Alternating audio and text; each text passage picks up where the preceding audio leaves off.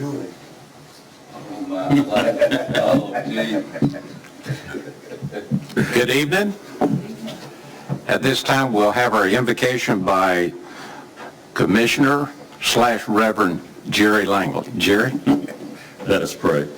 Well, Lord our God, we are grateful and thankful for this very moment in time. God, we're thankful that you've allowed us to assemble ourselves together one more time.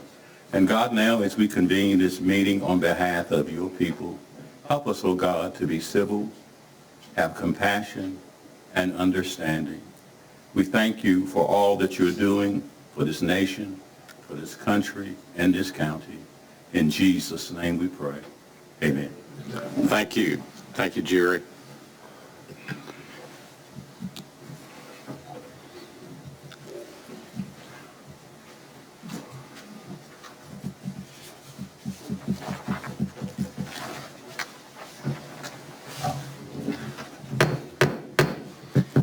At this time, I'll call the meeting to order, and I'll ask that you stand, and we'll have the Pledge of Allegiance, and that'll be led by Commissioner Walker.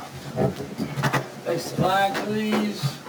I pledge allegiance to the flag of the United States of America and to the republic for which it stands, one nation, under God, indivisible, with liberty and justice for all.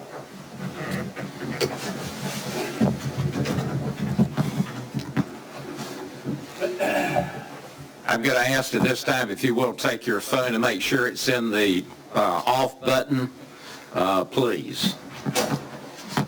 Okay, we're down to conflict of interest disclosure. Does any commissioner have a conflict as it relates to tonight's agenda?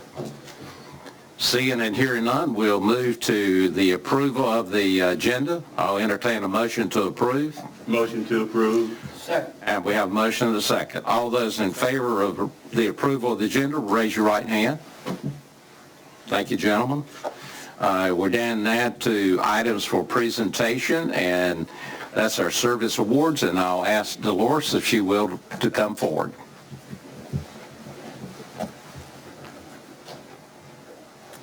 Good afternoon, Mr. Chairman, Commissioners. I have two Beaufort County employees I'd like to recognize tonight for their service. They could not make it here tonight. First of all, we have Emily Moore, who has 5 years of service with the Health Department. And then secondly, we have Vera McConnell with 25 years of service with our Health Department. Thank you very much, and pass along our thanks. Yes, absolutely.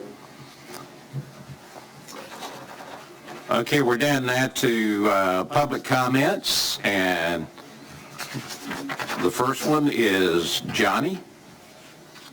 And I'll ask, because we have several, state your name, your full name, and you have 3 minutes.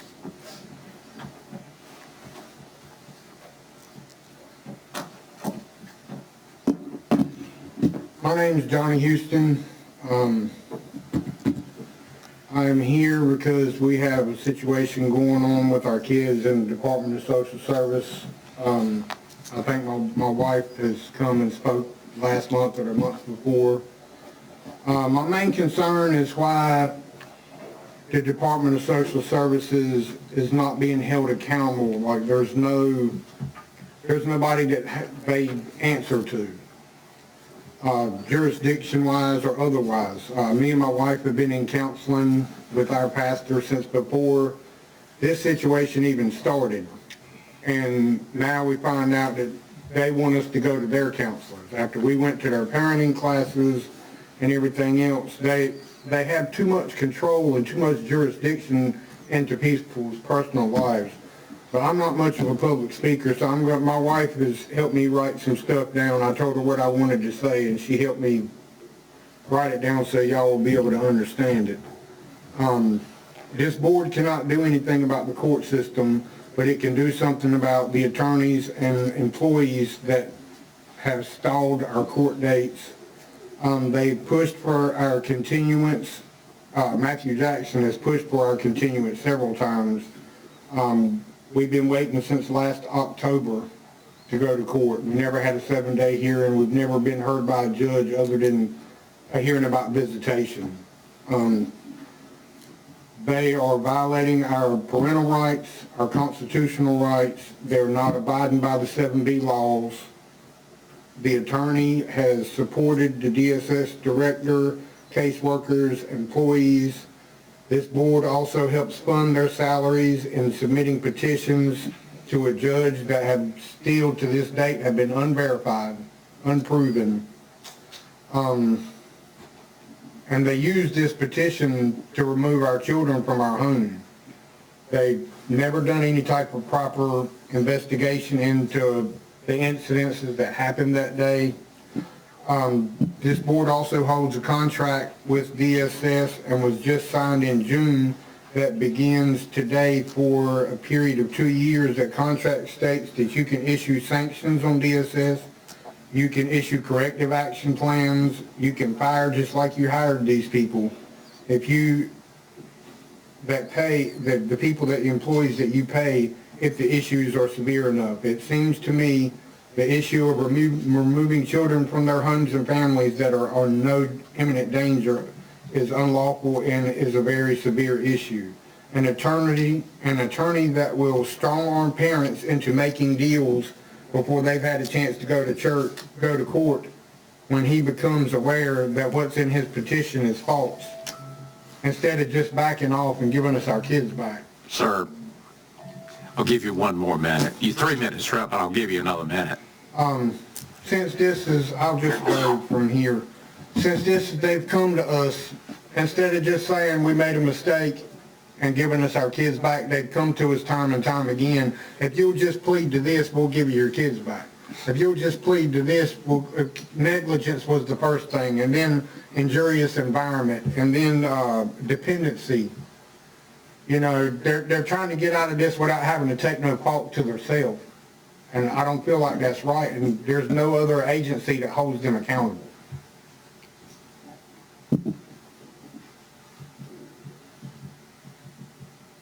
You finished? Yes, sir. Okay. Thank you very much. The next one we have is Dolores.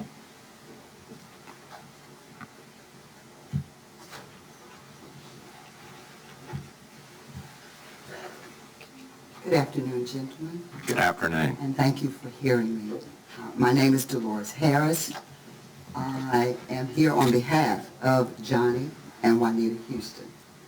Kids were taken from them in October of 2023 for a fight between two brothers that the daddy was accused of. There's a lot going on that I don't understand. I have the 17-year-old in my house, and pretty much just dropped there because I have to transport him, I have to feed him, I have to clothe him. Yeah, they check in, but they're not responsible. DSS has just not been what they should be to these kids and these families. And every day I talk to them, because I called them this morning with questions, I ask, are you really working to get this family back together? Johnny has called me mother since he was 16 years old, because he and my son are very best friends. I know these kids. I've been in their home. They're in my home. They call me Mima. I don't know why. Don't understand. They're not accountable for just keeping them. I called today and said, look, 17-year-olds eat. I live by myself. I am on a fixed income. And where does my help come from? And they have no idea. Well, I just happen to know a little bit more than they know, because IEP kids usually get a check. Where's this check going? What's happened to it? Who's cut it off? And nobody can answer me. They don't know. So I'm wanting to know the same as Johnny, pretty much. Who are they accountable to? Who do they answer to? Who's making them follow the law? When these kids should have never, ever, ever been taken from their parents because of a fight between the brothers, or something that the 17-year-olds say. And I don't understand why they keep wanting the mother the mother, to sign something saying that there's friction between her and her husband, and then her husband goes and she gets the kids back. Who does that? I've been in court with them every time. I've been with them for a lot, and I just want to know, when are they going to be held accountable for what they do? Because it's not all right. Thank you. Thank you. Next speaker is Peter.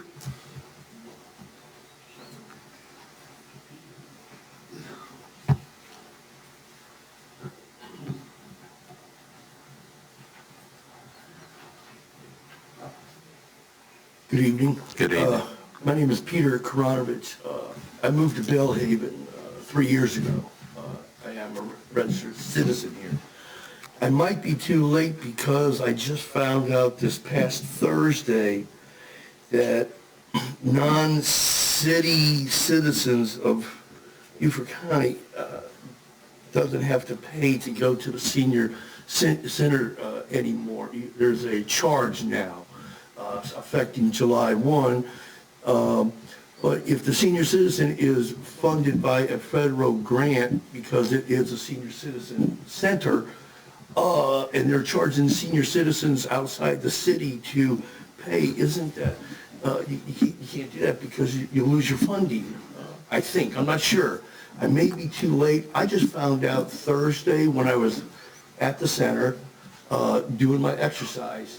They have exercise class and blood pressure checkup, health things, all kind of stuff for senior citizens that we should go to.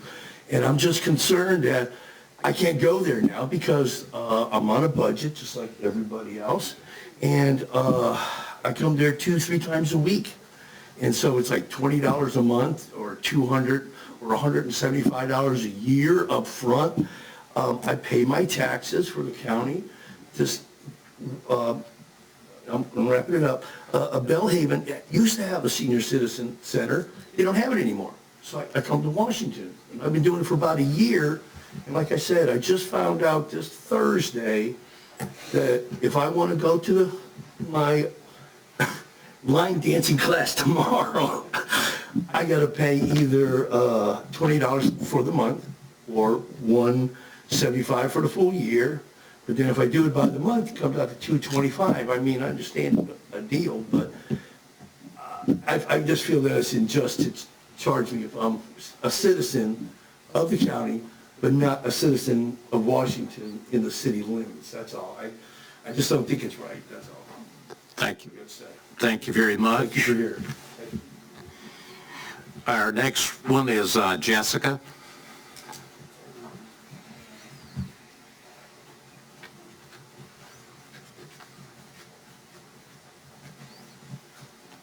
Hi, gentlemen. Jessica Jones.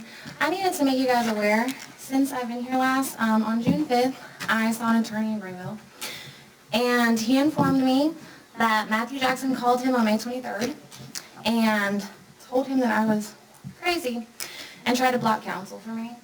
I know that his closed session is tonight, and I'm really hoping that you guys are going to hold him accountable, because I agree with them. I give them an amen. I mean, some of the same things have happened to me, and somebody needs to hold them accountable. Like, somebody needs to do something. And if you guys don't, you can't say you don't condone the behavior, because, I mean, signs point to you do. But I just want to tell you guys that. That's all. Thank you. Thank you.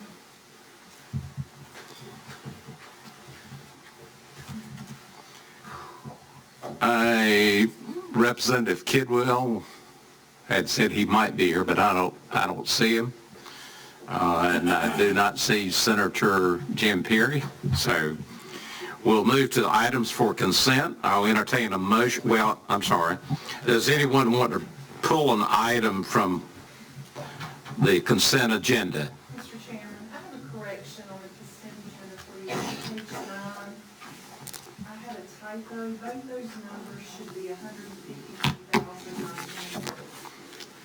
I'm sorry. Page 9, Page 9. those numbers should be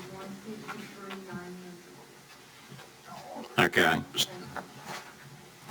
All right. Does anyone, one more time, does anyone want to remove an item from the consent? Okay, here none, I entertain a motion to approve the consent items. Motion to approve. Do I have a second? Second. All right, we have a motion and a second. All those in favor, raise your right hand. Those opposed? Okay, we're down to items for discussion and decision. The Health Department, the year 2023 State of the County's Health Report. Janelle?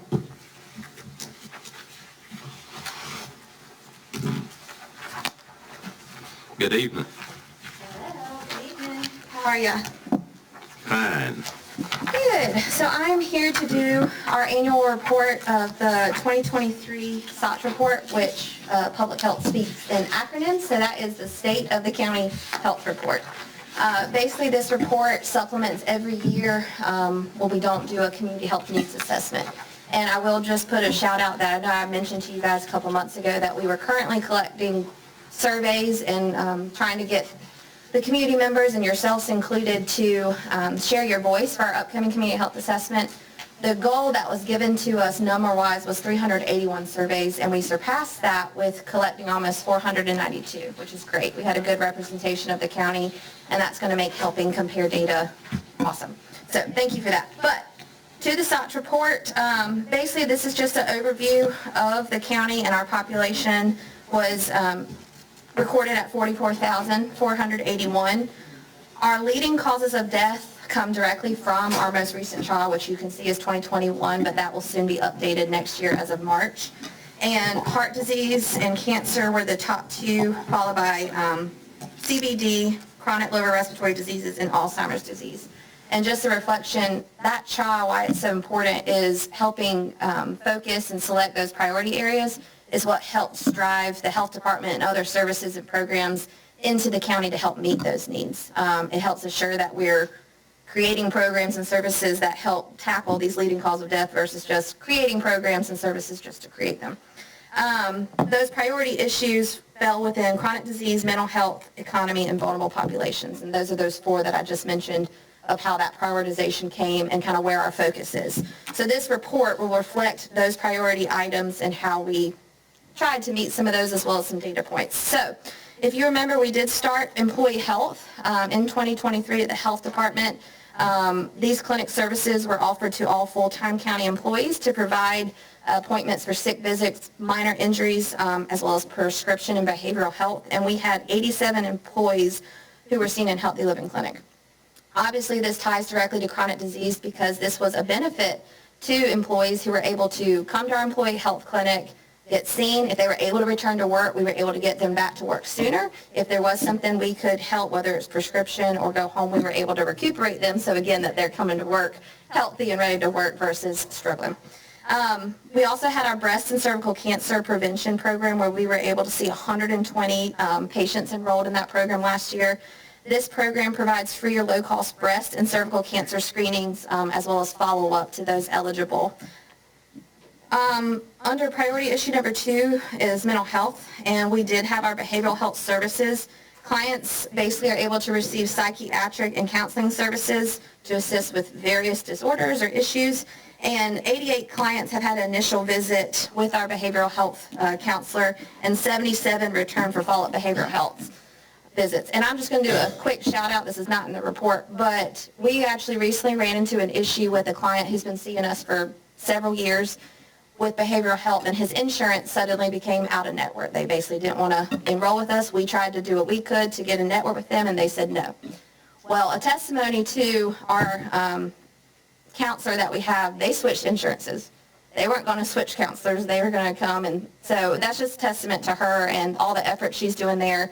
The good news is she's well liked, well trusted, and people are coming to see her. Bad news is I need a couple more of her. But on to the next thing. So prevention point is also falls under mental health, where we had distributed 1,034 doses of Narcan. We did have 19 reversals reported to us. Those are self-reported. We anticipate much more, but these are individuals that report back to us that they used or someone else used that. So, and then we had 134 unduplicated participants in our prevention point program.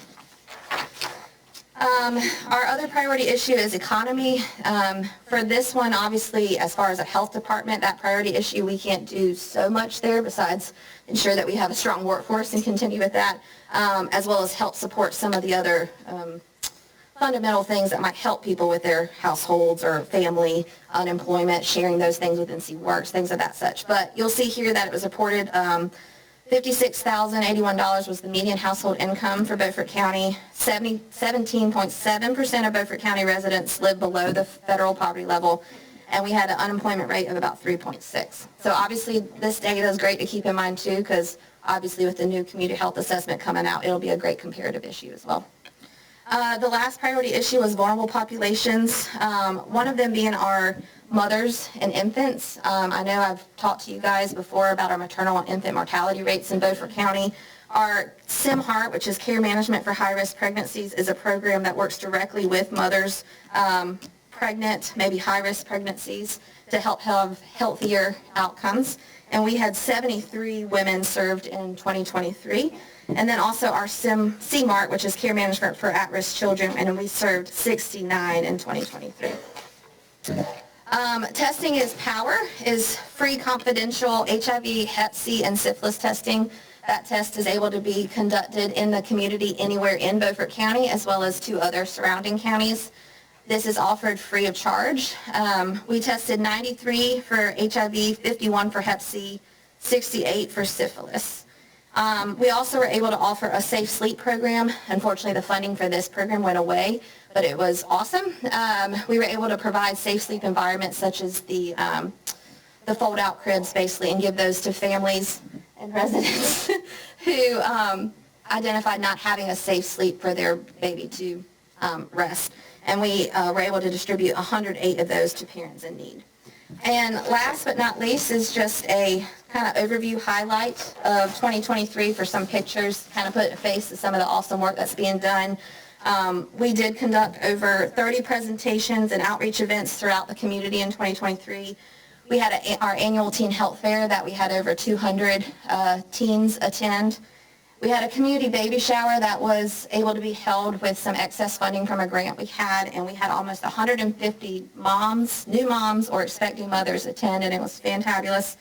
And then in addition to screenings and things conducted of that such. But we also try very much so as a health department, education and awareness is huge. We think it goes a long way. So as much as we can, staff are dressing up in the colors and bringing awareness and partnering with other agencies in the community to create kind of a stronger force to say, hey, this is what's going on, this is what you need to know, this is what to be aware of. So some of those pictures also kind of brought those into picture. Any questions? Yeah.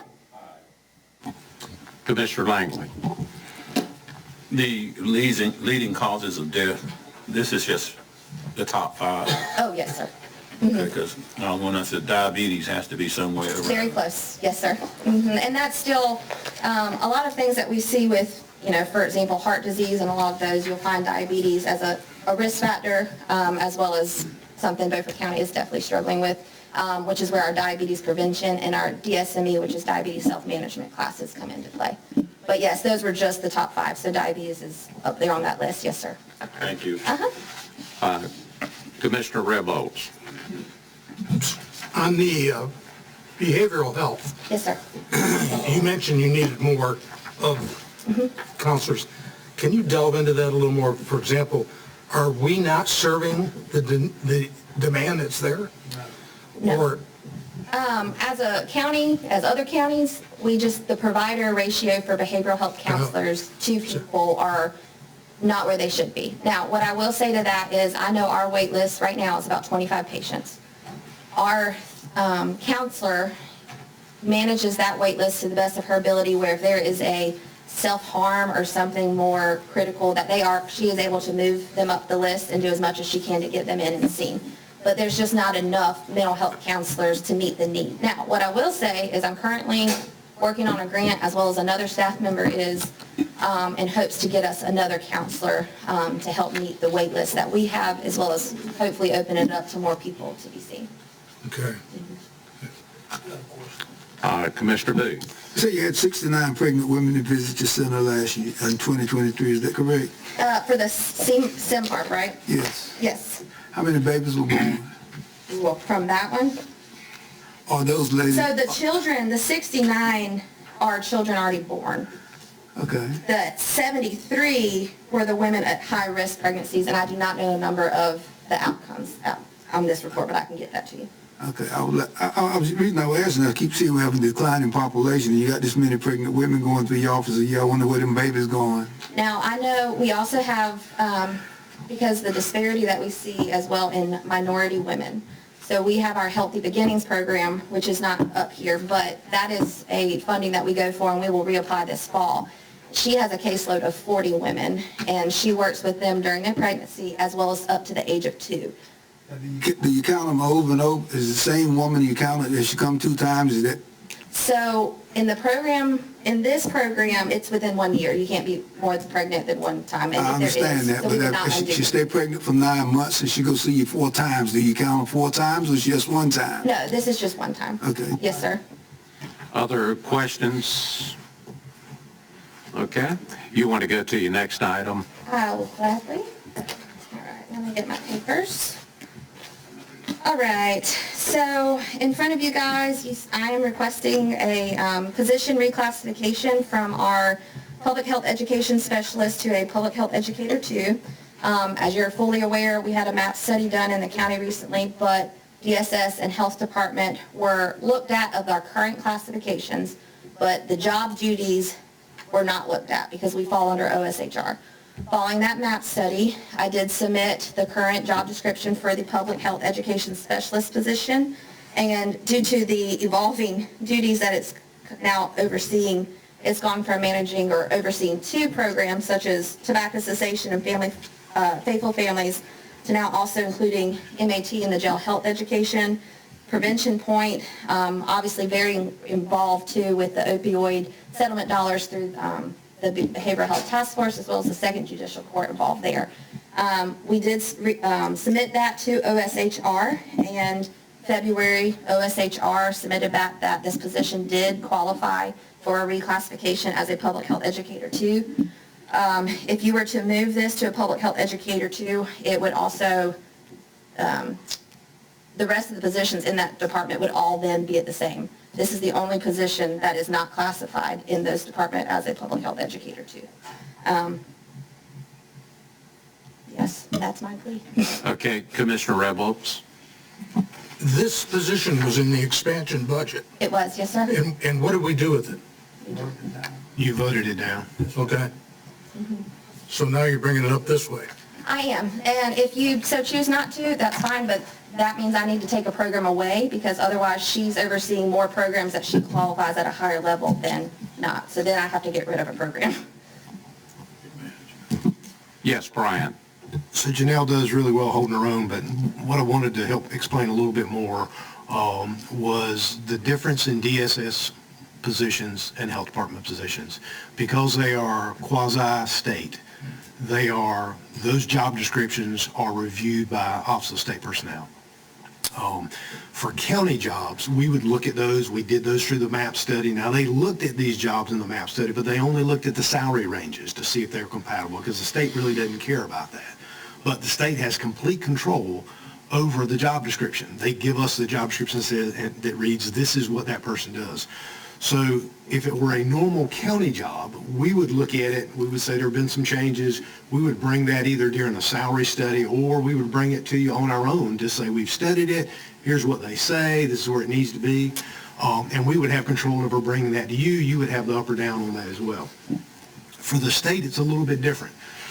Because the state controls those job descriptions, the health director writes a change that says, this is where they're currently functioning, this is what they are now doing. OSHR looks at it, they either agree or they don't agree, and they say, yes, the position should be this now. And then it comes to the board for approval. So that's the difference in how those jobs are looked at. And essentially, the state is saying that under their rules and regulations, under their job description, this position meets that and should be at that point. And of course, what Janelle is saying is, if I can't continue to allow that person to work and do those jobs without them being in the correct classification. And if they're not, then we need to adjust that job description down so that, or take some of those duties away. We want folks to be paid for what they're doing and to be classed appropriately.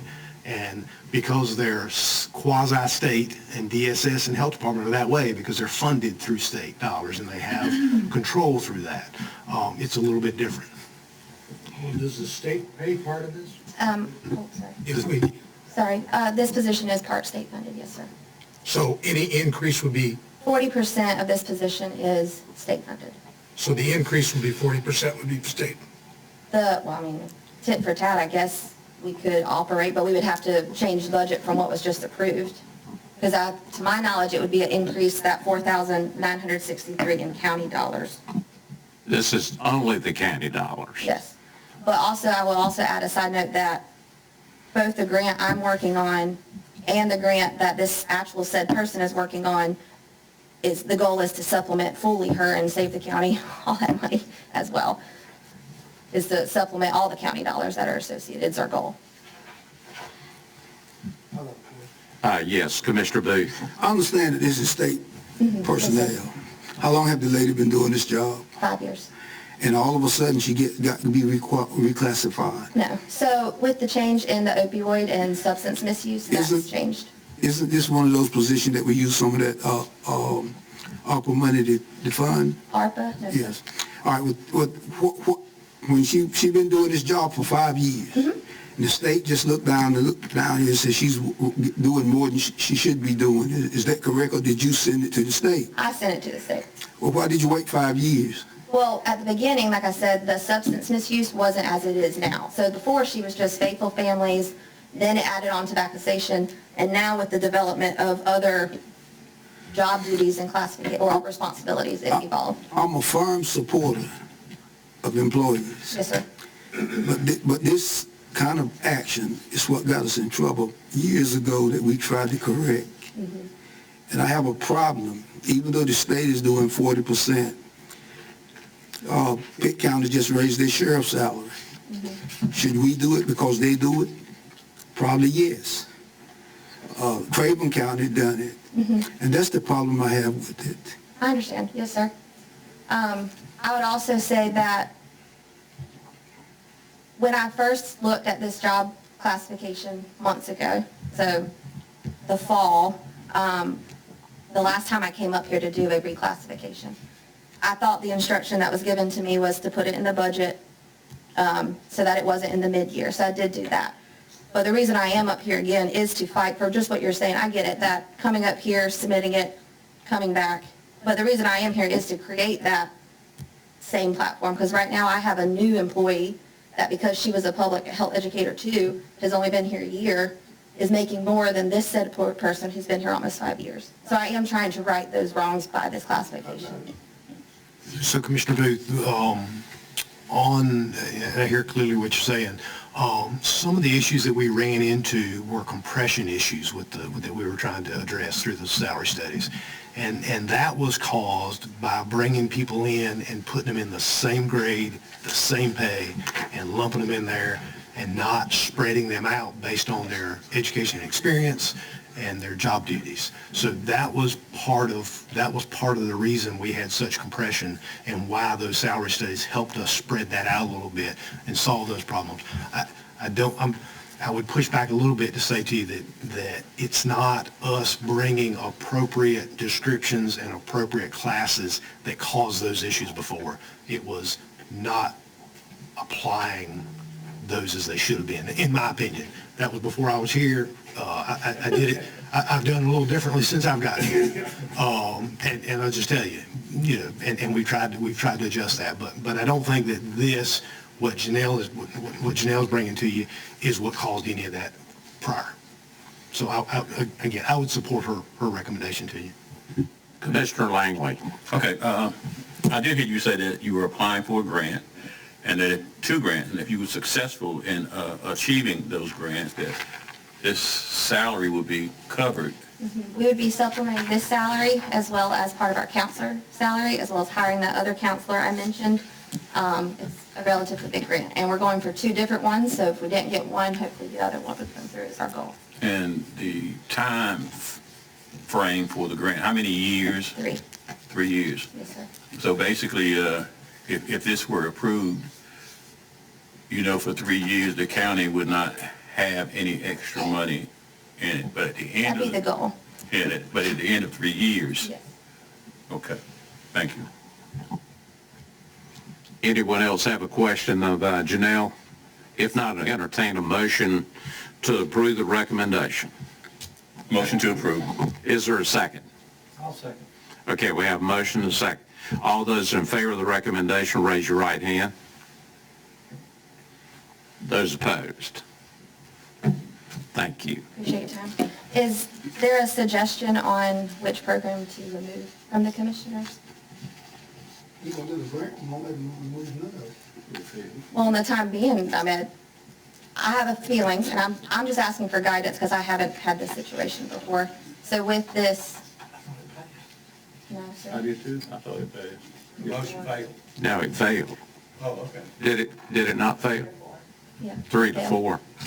I was 3 just to looking 4. for guidance on what to do. From an employee standpoint, if they're not getting paid to do the job that they're currently doing, I was looking for guidance from you guys about what to do with that. I would say, don't you have a board? I do have a board. Okay, I'll get to I that. would suggest between Brian and your board, Okay. Thank you. discuss it. Thank you. Okay, next is approve the state drinking water reserve funding change orders. Christina? Good evening. Good evening, Commissioners. Starting on page 164 of your agenda book is regarding information regarding our current chlorine conversion capital projects for the water department. If you will recall, last month I was here speaking of the Gaylord Booster Pump Station, Brady Valve Station. So we've got that project taken care of. So now I'm going to speak about the 5 projects that deal with the chlorine conversion. Again, if you'll recall, we were awarded funds from the State Drinking Water Reserve. That was a combination of both grants as well as zero-interest 20-year loans. All of these projects have been awarded, and they're currently at different stages of completion. However, in order to finalize the projects and to put the new equipment into operation, we do need to revise the scope of work that needs to be done and issue change orders to the contractors. Based on all of the original budgets, the funding agency was contacted for authorization to use the remaining funds that were in the original budget, and they have given us tentative approval to do that. On June 24th, the Water Committee unanimously approved presenting the above change orders to the full board for approval. Additional funding is not required, and only District 5 requires a budget amendment to reallocate the funds. Each of these change orders, contain some of the same items, but then there are a few that have little minor things that are individual to the specific locations. But it's generally including projects on the north side of the river. We've added a second chlorine conversion, a chlorine injection pump. That was not included in the original scope of work. The engineers did not include it, but it does need to be there for redundancy because these chlorine injection pumps can lose prime frequently, and so they need to automatically switch over to a secondary pump. A second pump was included in the ones on the south side, so that was corrected before those projects were bid. Also, the SCADA system is the main component of these change orders, because what occurred when McDavid and Associates did the original design, the intent was to just make minor changes to our existing SCADA system and be able to tie the new skid and the new pumps into the existing SCADA system. However, by the time the project went through the approval process with the funding agency, went through the bid stage, through the award process, and then getting through the submittal process and purchasing the equipment and starting the project, there were components in our existing SCADA system that were obsolete and that could not be replaced. So this is going in and updating and changing our SCADA system so that we would be able to tie these projects in. Again, when you look at the projects or the table that's listed in the middle of page 164, you'll see the values for each of the different districts. So again, the values, that would come from state funding, so we would not be required to use county funds in order to replace this portion of the SCADA system. Questions? Well, just bring me up to date. This is curiosity more than anything else. You said inject chlorine.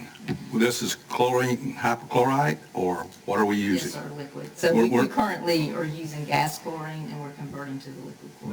But I thought that was all over with. We've been talking about this for 5 years. Amen, yes, we have. That's why I was asking these questions. So we're going to a hypochlorite system altogether. Yes, sir. We currently have one booster pump station that uses the liquid hypochlorite, which is the Plymouth Street booster pump station, the newest one that was constructed. So that we are currently using the liquid at that booster pump station. So staff is familiar with it and we understand, and that's the reason why we definitely know that we need a second pump. There's something like ammonia, amine running around in my head. We're not into that. We do inject ammonia. We do. Okay. Yes, sir, we do the chloramine. So we do a combination. The majority of Well, you the guys year, can't even talk about it. probably 10 months out of the year, we use a combination of chlorine and ammonia to do the disinfection process, which is also called the chloramine. Yeah, combination okay, there you of the two. So when we do the disinfectant change, once a year is when we go back to only using free chlorine. All right, thank you very much. So there are various change orders for District 1 is Everhart Construction. District 4 and 5 are also Everhart, and District 6 and District 7 are Laughlin Sutton. The values, again, I'll just go back and summarize. For District 1, Everhart Construction, change order number 2, $175,600. District 4, Everhart Construction, change order number 3, $262,600. District 5, Everhart Construction, change order 1, $190,600. District 6, Laughlin Sutton, change order 1 and 2, $300,400, and District 7, Laughlin Sutton, change order 1 and 2, $115,000. Other questions? Okay, I'll entertain a motion to approve the change orders and also the budget amendment that's attached. Motion to approve. Second. Have a motion and a second. All those in favor, raise your right hand. Thank you. You want? Oh, I'm sorry. Those opposed. I apologize. Ed? Okay, you want to tackle the repairs for the Beaufort Hyde Martin building? Yes, sir. Funds were allocated to repair the exterior of the BHM library and the facilities capital improvement fund. The scope of work includes replacing damaged wood on the cupola and rebuilding the cupola as required. There's quite a bit of rot that's occurred up there. Also including scraping, painting the exterior trim, reglazing and repainting the windows, installation of new storm windows, and painting of the metal stairs. Staff requested proposals from various contractors, and most did not desire to bid on the work on this particular project due to the difficulties of the project. It's located in a congested downtown area. It's a very historic building, and it was just, they also had quite a bit of backlog work, so we had a challenge getting contractors to do that. We initially issued the RFP out to general contractors. We were hoping to get one contractor to do all of the work, but again, people did not want to do that. So what you have before you are two separate proposals we've received from contractors. The first is from A.R. Chess & Company. They provided a proposal of $39,600 to complete a portion of the work. What they would be doing would be completing the repairs on the cupola, including the painting of the cupola. Scaffolding would need to be erected to provide a safe work area for both the contractors and the public. This is the largest part of this contract, is they are having to contract with the scaffolding company out of Raleigh to come in and to erect the scaffolding. Because of the location of the BHM library on the corner of Market Street and 2nd Street, and the overhead power lines that are there, and they just are not able to get in and to work on it like they need to be able to get in and do it in a safe manner. You can't put ladders up. You can't use a scissor lift to go straight up, because then you can't get over to the cupola to work on it. And also because of the delicate condition of the roof that's on the BHM library. So again, there are a lot of issues dealing with a building that has as much age on it as that building does. So because the proposal exceeds the 29, or exceeds the $30,000 purchasing limit, the Board of Commissioners approval is required in order to award this contract to A.R. Chesson. Also included in this is also just to show you that the other work, Torres Painting provided a quote to complete the exterior painting of the building. And as well, not just the painting, but reglazing of the windows, which again, that has become very specialized work, not something that a lot of people do and or want to do. It's very detailed work in order to do that. At some point, unless we're talking about wood on this, at some point we'll probably redesign that cupola and do a vinyl cupola, something that doesn't have to be painted and historic. Can't use, Because of the historic. Yeah, historic. you got to use real wood. Maybe cypress? Yeah. No, sir. Yes. Were you finished? Okay. Because of the historical nature, last time I was up there, there's actual carvings, so will that be monitored to make sure they stay? She's not been up there, Randy. No, oh yes I have. Oh, you have? I'm Very sorry. few buildings that I I'm have sorry. not been on the roof and in the attic of. Up inside the cupola, I'm not 100% sure how we'll deal with that. There are some carvings that are in it. But if the wood's rotten, I can't save it. So I don't know if we'll do some clad, but again, I'm not 100% sure. You could at least harvest it so that it Oh, can be... we would save it. Yeah. If there's any wood that has carvings on it, it's not going in a dumpster, but I'm not 100% sure where I would. And it would take somebody to know what it is. I mean, it just looks like chicken scratch in some cases. Some it does, yeah. Yeah. And some you can read quite clearly. It's pretty, it's actually a treasure that's in this county. It is. People are not able to see. Now, another question, will the windows be in working order when they're done? This is not, no, that is not included in this project. So you're not going to We are redo not the weights totally- and the balances and all of that? No, Okay. sir. No, sir.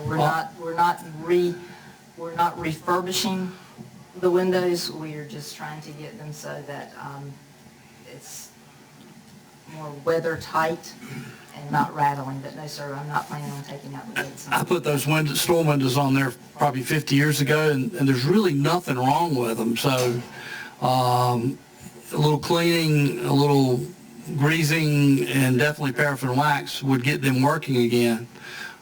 Is that a consideration? The windows. Storm windows. The storm windows. Right.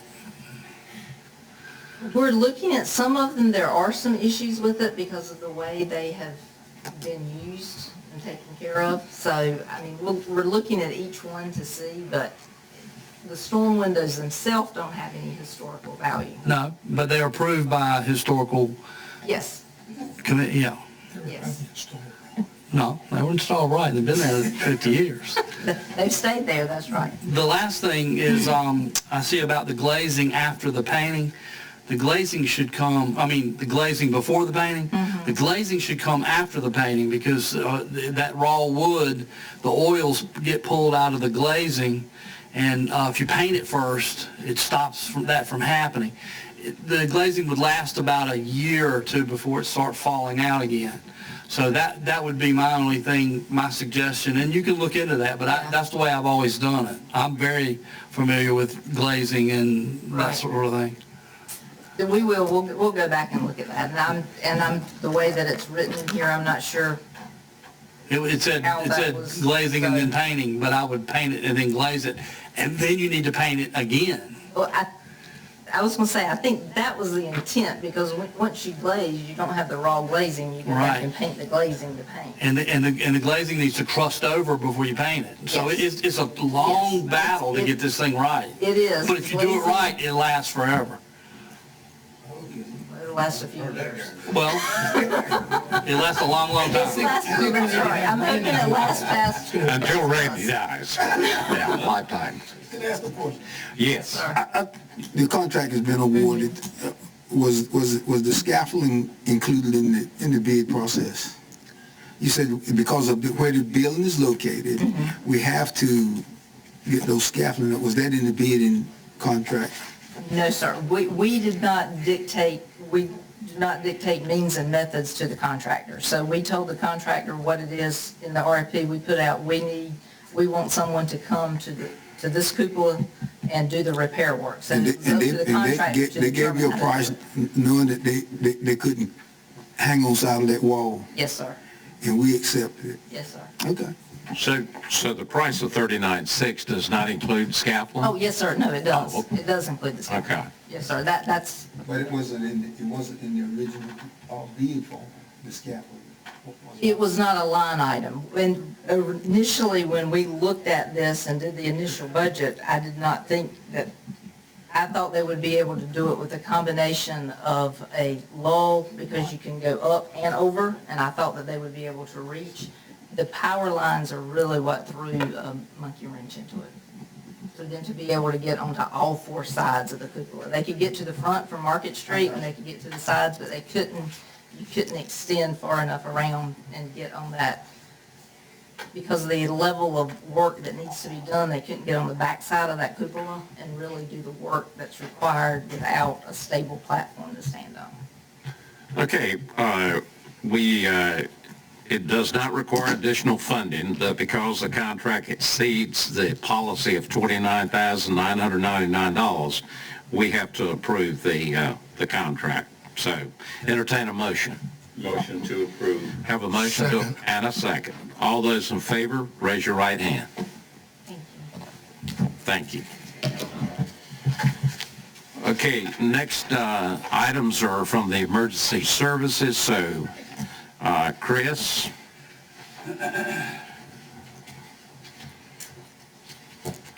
Mr. Chairman and Commissioners. You want to start with the first one, and then we'll go right down the list. Yes, sure will. So I believe the first one on your agenda is the vehicle replacement plan. So if you may recall from previous budget workshops, we have included in our current budget for this year that starts today, we were approved to replace 3 vehicles in emergency services, 2 in EMS and 1 in emergency management. One of those vehicles in EMS we are not going to be replacing. So that was actually a replacement vehicle for the QRV in Blunt's Creek. But since you as a board decided to transition that truck from a QRV to a transport truck, there's no need to buy a replacement vehicle. Excuse me 1 second. Please listen. Okay. There's no need to buy a QRV for that. So I just wanted to share that with you as a board. I know you approved us for a budget to replace 2 EMS vehicles this year. We're actually only going to be replacing 1.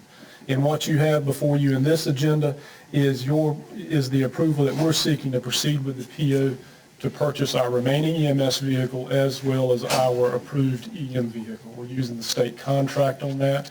Using the same vehicle format that's worked so well for us in the past, and that's the crew cab 4-wheel drive truck. That has just proven to be a very versatile package. Capital out of Wake Forest has a state contract for Chevrolet this year. They're at 52.4. As you know, in the past, we've done competitive shopping with local dealerships to try to match that price, and for these specs, we can't match that locally. So we're before you now with approval to proceed with a PO for the funding amount that's compliant with our requested and approved budget. Okay, I've got a second. One now, you just come up with one truck. There's two trucks Two of them. included for this, one for EMS and one for emergency management. Okay, I've got a motion. Is there a second? Second. Okay, any discussion? I have a question. Yes. The colors. The city has come out with a new definition of red, which quite frankly is not attractive. Can you, in the colors, if you use a red, use a vibrant live color like a carmine if it's red or a fire engine red instead of this maroon stuff that just looks horrible? Right. So our plan is to stick with our traditional white vehicles with our normal decal and striping on the side. Okay. Nothing elaborate for these vehicles. It's going to have our office logo on the front passenger and driver side door, as well as probably on the back tailgate, and it'll be white in color. Okay, well, just be aware, any future purchases, of what the city's doing looks horrible. Is NC State red okay? Is that, okay. Commissioner Rimbolds. Is this EMS vehicle going to replace the Northside QRV? Okay, so what does it get used for? This one, the EMS vehicle that we're Well, using either to that or replace- the one it's replacing. Yeah, the one that's currently replaced is used by our logistics captain, Brian Davis, who's also a part of our on-call staff and provides QRV response whenever we're encountering those influx of EMS calls as well as on the EM side. So is this a QRV? That's also used in a dual role? Yes, it's a dual role vehicle, yes, but it is not permitted with the state as a paramedic QRV, no, sir. Randy? Will the existing vehicles be surplus? Yes, so we'll be getting rid of 2 high-mileage Durangos. One we are looking at getting over to the inspections office. The other vehicle is going to depend on whether or not it's a worthy repair. So I have one of our Durangos that's currently out of service with what we suspect as a blown head gasket. And the last time we encountered this repair, it was somewhere between $4,000 and $6,000. So if we're waiting on the estimate for that, so that second vehicle may be a truck that we can have fixed and pass to another department for continued use, or we may just have to let it go as it is. Anyone else? Okay. Did we get a motion? Did you make a motion, Ed? Okay, do we have a second? All right. All those in favor of the purchase of the 2 vehicles per the recommendation, raise your right hand. Okay, you want to move to ECU Health? Yes, sure will. So over the last couple of years, we've sought funding to implement a community paramedic program in Beaufort County. This is an initiative that we've seen other eastern North Carolina counties have success in, particularly in bridging that gap to rural health care. Pitt County is probably the most notable that's had achievements through this program. We first approached this about 3 years ago with ECU Health and a grant opportunity. It was not fully funded, and we now have confirmation back from ECU that they're willing to fund that project with us moving forward. Now, community paramedic can have a very broad scope of work, okay? So for us, we would want to start that with targeting the patients that we know are frequent users of the 911 and EMS system. So whether that be frequency in EMS transport or frequency of attending the ED. One of the common things I'm sure you all have heard is just the wait times and number of people at our ED at any given moment. A program like this has shown to have some impacts on at least some of those repeat users, and that's what we would hope to target in this pilot year. The funding that ECU is awarding for us will allow us to provide the salary cost and operational cost of that position for 1 year. And as with any other grant program, and knowing your position as the board, anything beyond that obviously comes back for your approval. What we're hopeful of is that in this 1-year pilot program, it'll build its own case and show the justification and return on investment. So we're asking your permission to accept these grant funds from ECU and proceed with a pilot program of the Community Paramedic Initiative. Chris, looking at our records, I'm reading here, 31 people who have used the EMS service 12 or more times in the calendar year. And then, in addition to that, we had 135 people who utilized EMS at least 6 times during that same time period. That's correct. Yes, sir. Both of those numbers are kind of staggering. They are. So again, it's representative of how frequently or how much some of our citizens rely on the emergency medical care for their normal health needs, right? So it's, I guess in those regards, it's typical for what you would expect in rural areas with just not having, whether it's a primary care doctor or someone that they can go to quickly. So the go-to answer then becomes 911 or the emergency room. John just reminded, these are people that fell off the bed, could be. I had a friend of mine that Fallen to You the know, floor. it could be some of our, it could be, it could be a nursing home. Yeah. That's correct. Yeah, he got to the point where he left his doors unlocked, so EMS could get in. Yeah. That's correct. So what you'll be doing, you'll be exploring, I'm assuming you'll go in the home and you'll determine if some of these individuals are living by themselves. So I'm going to let Jeff speak to kind of where programs that we've seen like this and exactly what they do and the benefits those communities have. All right. Jeff May. The community paramedicine is unlike any other paramedic on a truck. As you know, we've got the trucks out there to transport. Pretty much it's simple as we stabilize them, get them in the truck, get them to the hospital. Sometimes that's not enough for some of the patients. Like Commissioner Rebholt said, somebody that falls a lot. Well, sure, we can pick them up, take them to the hospital 100 times. But the job of a community paramedicine is to look at the resources and look at the core problem and find resources to help keep that from happening. And keep them whole, keep them there, and make sure that we're not overutilizing our trucks for something that we can find a resource to help with the core problem. Well, historically, a lot of the high users have been diabetic, and it's been repeat diabetic. So what our person would do is go in and train these people and so-called oversee to make sure that they administered their medications when they should. At least, and even going so far as making consults with their doctor, making sure they're upkeeping with everything. Talk to their relatives, Yes, the whole thing. Now, if we get into this program, the plan of the hospital is to get us set up in this, see some benefits, and then abandon this so that we have to start funding this ourselves. Is that? That's a possibility, and I know with our prior talking to you, the way we looked at getting this position put in place is taking one of our full-time staff, because one of the things with the community paramedicine is having that trust and building that relationship with the people he's working with. So it really needs to be one person, and what we're going to do is take one of our people off staff and backfill them with part-time people. The person who has this job, they're going to have an office somewhere? It will probably be at the ESC for right now. We don't know exactly where we're going to put them. They'll be limited in supervision and pretty much supervising themselves on a lot of stuff, and then just reporting to us on a bi-weekly basis. That's how many they've seen and where the peak contenders are. That way we can make sure we collect the data and make sure we're actually improving and doing a progressive job with it.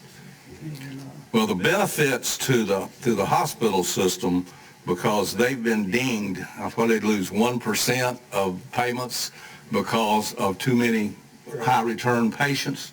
So what the commissioners are going to have to do if we get into this is to tell the hospital, if you're going to have this program, you're going to continue your grant.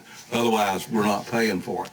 So I don't want to see us get into something where we are providing more and more services off the taxpayer's hook when we don't have to.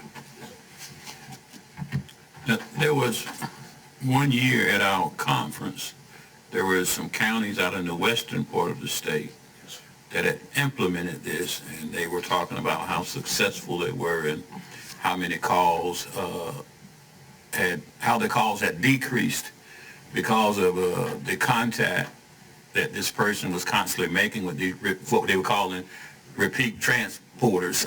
Yes, And how it cut way back on it, and it saved the county money as far as just wasting time picking up these people when there was really not a whole lot wrong with them. So I understand what you're doing. Well, I think the real savings goes to the hospital because our costs are constant, no matter how many people we're seeing. And just keep in mind, the real benefit of this is to the hospital system, and they're the ones that need to be funding this. and we're going to try to do our due diligence in trying to reciprocate that grant year to year. Well, we've been talking about this for 4 or 5 years. I've sat in on some meetings at least 5 years ago, I think. Yeah. So our goal in this program is for the patient to be the beneficiary of all these services, not necessarily us or the hospital, but the patient to be the beneficiary. Okay, we got a motion to approve and a second to approve the ECU Health Grant totaling $196,800. All those in favor, raise your right hand. Thank you. You want to move to your third item? Yes, sir. So third item is the mitigation or contracted services that we currently have for mitigation support. So if you recall, we have traditionally used the Mideast group for this type of support. We entered into a contract with them in July of 2021. 2 contracts. One is for our just general application or general support for grants. So in that particular contract, that was awarded to Mideast with a $20,000 kind of limit that they could operate within. And for that $20,000, they explored different grant opportunities that we should be applying for mitigation. They took care of the application process on our behalf. They kept all of our files current and all of those different management things for grant purposes. The second contract we had was for contracted or for mitigation support for our homes that were being lifted or mitigated as a result of Hurricane Florence. And from that piece, they, as the contractor, are allowed up to 5% of the total cost for managing that. So we've had 2 contracts with Mideast. Both of those were for 3-year terms. Both were set to expire the end of June of this year. So as for our normal process, whenever we're looking at renewing things like that, you solicit what's out there and who else is providing the services. And we did that starting, I believe it was April or May, that we put that RFQ out. From there, we got 5 responses back. Mideast was one of them, but we had 4 other competitors that threw their name in the hats for our consideration in those as well. So from there, I'm going to step aside and let DC run you through kind of the scoring matrix of that, and of those 5 applicants, who rose to the top and why. Good afternoon, Chairman, Commissioners. Good afternoon. So once we received the RFQ back, we went through a grading system of a scoring criteria. It listed everything that was in the RFQ, and we graded it diligently, and it showed. So out of those 5 we've got, 3 scored okay and 2 scored really well. Out of those 2 that scored, 1 was a local and the other one was not local. The local that we're talking about is Insight Plan and Development. They are being used by multiple counties around us now. They're very successful in all their grants that they've been writing, whether it be for mitigation or other grants. So we have reached out to them as well, and they can do the same services as Mideast was doing for the same price. So with your support, we'd like to use Insight Plan and Development for our mitigation support and general contracting services. Yes, yes. I understand, and I'd like to go along with your recommendation, but Mideast is right up the street from here. And if we haven't had any bad service with them, and they can do the same scope of work, I wish that we would stay with Mideast. But I understand that this is a vote process and the majority rules. It's not always right, but it rules. And I understand that. But I would love for us to stay with Mideast.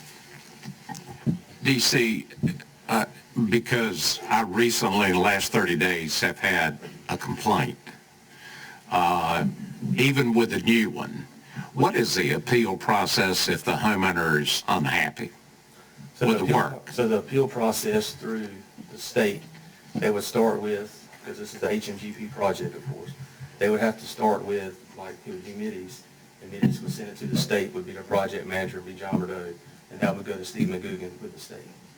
That's how the process would be. Would the new one be the same way? Would it be the same process? Okay, I got you. We have other contracts with Mideast. Is that coming in on the mic? Is it? That's $50. $50. Y'all lock the doors when the meeting's over. Get it? We have other contracts with Mideast. I mean, we're familiar with Mideast. They really haven't done us bad on anything that I know of as far as Mideast itself is concerned. The contractor complaint, I think that you're referring to, is something that a contractor did rather than something that Mideast did. Yeah, I get that. I was just wondering if the appeal process was the same for both parties. Yeah, I kind of rather stay with Mideast myself. Okay, we need to take some action. You did say it's the same price, right? Yes, sir, same price. The same You're price. not saving anything. I move that we award the contract to Mideast Commission. Okay, we got a motion. Is there a second?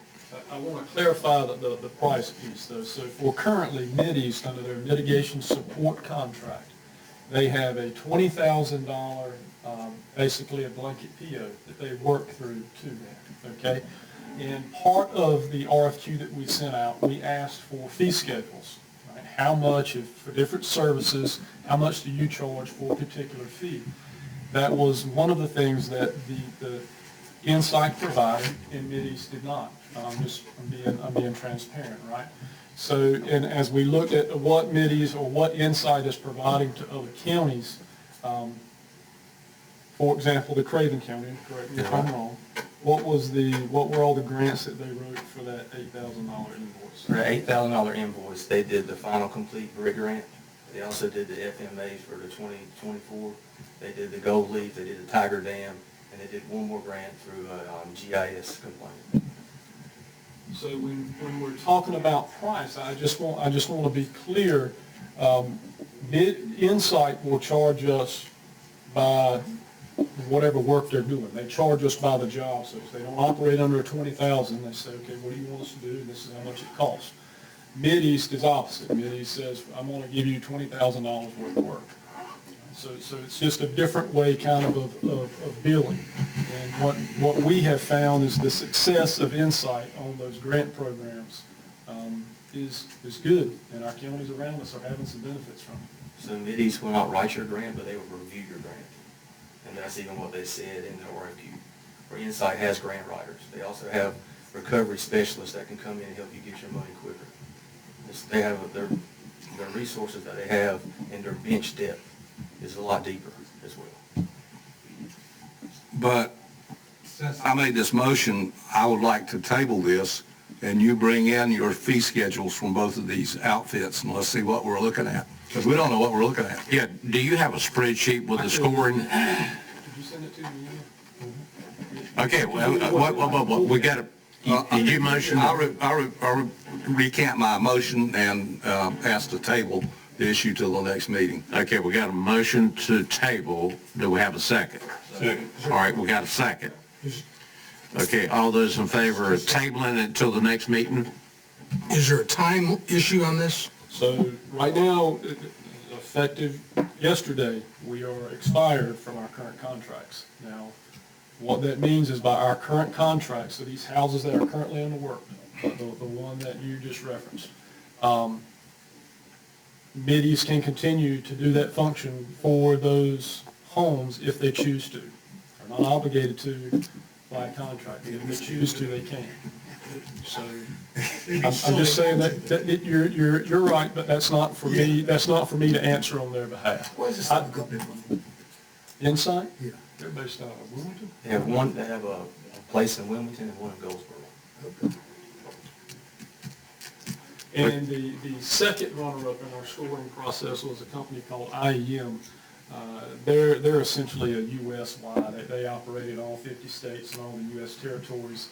Their closest office was Raleigh, is that right? And that was just essentially a small office that met the mailing criteria. Okay, we got a motion and a second to table to the next meeting. Any more discussion? Okay, all those in favor of tabling it to the next meeting, understanding the contract stopped. I guess our risk is we can't do anything with a new one during the next 30 days. That's correct. So until we resolve this and enter into a new contract with someone, we're going to be in a holding pattern for our mitigation work or any grants that come up between now and then. Okay. They got to complete the ones that started, don't they? Yes, sir. Okay. Yeah, that's what I would do. Okay. All right. All those in favor of the table, raise your right hand.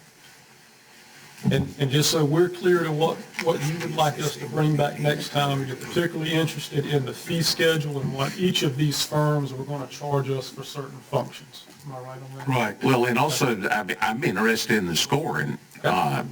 Anything that you've got on the spreadsheet that we can see, Sure can.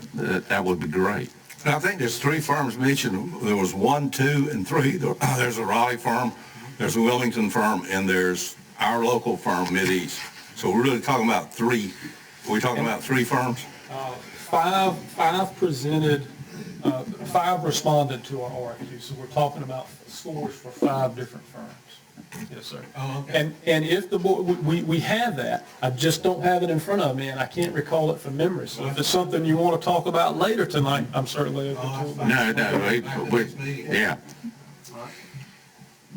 Okay, you want to go to the next item, the Chocowinity EMS request? Yes, sir. Sure will. Re-enter county EMS billing.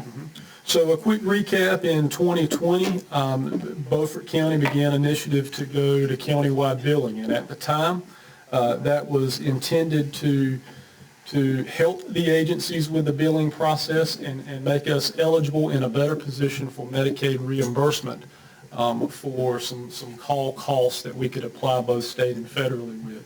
So in 2020, all of our county transporting agencies opted in on that. In 2022, Chocowinity EMS, as they merged with the town, elected to pull out from countywide EMS billing, and that changed their reimbursement rates for their calls. Since then, and going through Chocowinity's restructure, the town of Chocowinity has asked for permission to re-enter the countywide billing efforts, and that is why we're bringing that before you tonight for decision. We do have Derek here, or Captain Myers from Chocowinity EMS, who could answer any questions related to Chocowinity and the reasoning for their request to re-enter. So we do have him here to answer those questions. I'm going to start the questions by asking, our existing EMS contract, is there language in there as it pertains to billing, where the county does the billing? No language at all. So our existing EMS contract with our contracted agencies to, so Aurora, Broad Creek, Pinetown, Chocowinity, Washington, does not have a requirement that they participate in in EMS billing. It does not have verbiage that addresses EMS billing. That was left up to the agencies. Okay. My question is, we don't have any protection on our side. We sign somebody up, and then they pull out, and then they come back. I mean, it appears to me that our contract should be amended so that any of these, regardless of who it is, that there's some language in there that ties them into the billing so that people don't jump ship, after they sign up for it. Certainly all things we could look at including in a revised contract with the agencies. Well, it's more important than that, too. Okay, Commissioner Rebholz. The other piece of it would be that we are, in case there is anything that comes up where the county could be held responsible, there seems to be a need for some sort of indemnification as part of that. I see what give me a little more detail, like, what concern would you have there? In most, if you get into lawsuits, people are going to sue everybody that they can sue. That's right. Okay? And obviously, we have deeper pockets than the other agencies around here do. So, but if it is the responsibility of the billing agency that's causing the problem, wouldn't we want to have some indemnification clause that protects us? So by the billing agency, I'm assuming that you mean the company that we use to process our billing? Or No, I'm talking about the EMS agency. Okay. What you're saying makes sense and something that we should look at. Okay, I'm just trying to understand, in this particular case, if we shouldn't take the opportunity to look at the whole picture. Well, my memory when this issue came up before was that as these contracts came up, that we were going to put what Frankie is requesting in those agreements, that we were going to require them to use the billing system. That way we know more about what's going on, because obviously we've been clueless about what's going on in Chocowinity. They had a $500,000 didn't pay overhead, workman's compensation, et cetera, for employees. I don't know how that was resolved, and I don't know whether the county paid that or whether it came to the county, but it wasn't our baby. So if I could offer this in regards to contracts, yes, I agree that our current contracts with our contracted agencies, both fire and EMS, have room for improvement. It's something that we've talked about a lot over the last year. We've actually drafted some changes. With EMS specifically, we shared those drafted changes with the captains in a captain's meeting a month and a half ago, just to make sure we were in line with all of our conversations that we had had so far. My recommendation would be, once we get that back from the captains, we carry that to the Oversight Committee. The EMS Oversight Committee is the group that works on your behalf to evaluate things like that. So maybe that would be the appropriate setting for reviewing our current contracts and what should be included and what shouldn't, and where's that best merge, is maybe we lean on the EMS Oversight Committee to help give some guidance on that as well. But I do agree, our contracts need to include more than what we've got. We need to update them. And just how to move forward is where I am. All right, Commissioner Booth. Chris, how long do you anticipate that happening, that you can present that to your advisory board? Oversight meets the 20th of this month. So, could we have a contract back by August? If what we currently have drafted is a good start, it's possible. If not, I would say September for sure. At least be able to come back and have a conversation with you, and here's the recommendations and things that the group would like to have added or changed. Well, I hate to put you on the spot here, but don't you think it would be best that we wait if we're doing this oversight, because they might not want to join your team or our team? Yes, I think our conversation may have squirreled here a little bit, because we've spent a lot of time talking about contracted EMS services, our contracts that we have with our independent agencies. And if we want to include things like countywide billing in it, we certainly can. But I believe the request that Chocowinity has is different than what we're talking about with contracts. They just want to use the billing system that we have now. They want to come back under our umbrella of countywide EMS billing, which means, I think the manager's been. Yes. So, Mr. Chairman, members of the board, let me back up just a little bit. So, just kind of the facts around the whole thing. Several years ago, when Medicaid reimbursement, the Medicaid cost settlement program was put in place, right? Y'all remember that? The Association of County Commissioners had somebody who was doing that for us. But you had to be a county agency or a municipality to get funds from that. So, we were getting funds for that, but our volunteer agencies, our 501c3 agencies that we were contracting with, our EMS agencies, were not eligible for those funds. So they could not get Medicaid reimbursement money at the end of the year when those cost settlements were done. So in an attempt to try to help them, we went and said, and we brought it to the board, we said we'd like to bring them under our umbrella, put them in our billing system. That way we're all viewed, they're viewed as a whole system, and then all of us will be eligible for Medicaid cost settlement reimbursement. So it was our attempt to try to help the EMS billing agencies. Back in, when Chalkawinity EMS ceased to be a 501c3 and rolled up underneath the town, they said, we're going to pull out. We want to do our own billing. They had some issues with timelines. There was concern about the percentage that we were taking because we were managing all the paperwork and doing all that. And they were told very clearly up front the impacts of what that will do to your billing. They pulled away from that. There's another agency in our county, the City of Washington, does their own billing. So we did that initially to try to help. And our concern over this is there's some instability right now with the town of Chalkawinity. And it would, our recommendation is that you not move them back under. I'm not saying don't eventually, but let the town of Chalkawinity stabilize with their financial stuff before you do that, is our recommendation to you. Has the town of Chalkawinity passed a resolution asking for this? So I had a conversation with the mayor because this got put to an agenda, and I called the mayor and I said, my understanding is your department head is coming to speak to the board about this. Is that with the blessing of the city council? And he said, yes. We directed the EMS captain, Captain Myers, to come and speak on our behalf. So yeah, I don't know whether they've done a resolution, okay, but he indicated to me that their board was fully behind this request. So at the last town commissioners meeting, I'm the one that made the request. The board didn't make the request. I'm the one that made the request to the board to get the blessing from the board, in which they did give me the blessing to come and speak before y'all tonight.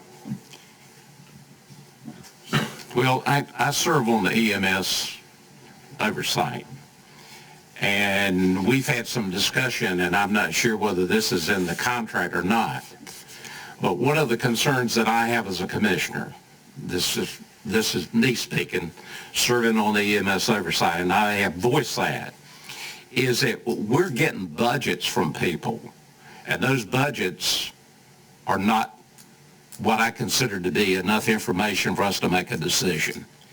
What we should be looking at is we should be looking at actual information for at least 3 years, 2 to 3 years. And that includes a balance sheet as well as the revenue and expenses. You know, we were caught off guard. I was caught off guard. I don't know about anybody else, but I was caught off guard when I found out the liability that the 501c had as it related to withholding taxes. That's a balance sheet item. It's not on the income and expenses, which is the only thing that we ask for in the budget process. And I'm not picking on Chalkawinity because I'm concerned about on anybody that's out there. Because without having actual information, we can't see any danger, any financial problems coming at us. And I realize it's a contract and it's a third party with a 501c, some of these. But I'm sort of like the manager. I don't know what the exposure would be. I know that we're open for an audit as it relates to this. And I don't want to see the county drug into some kind of audit that means that we have to cough up any money. But I also understand what it means to you on the revenue side, Dexter.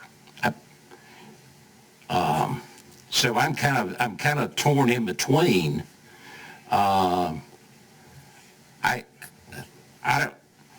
I'm just giving you my opinion. Well, I think that I understand what the manager's saying, and I'm certainly willing to go with his recommendation.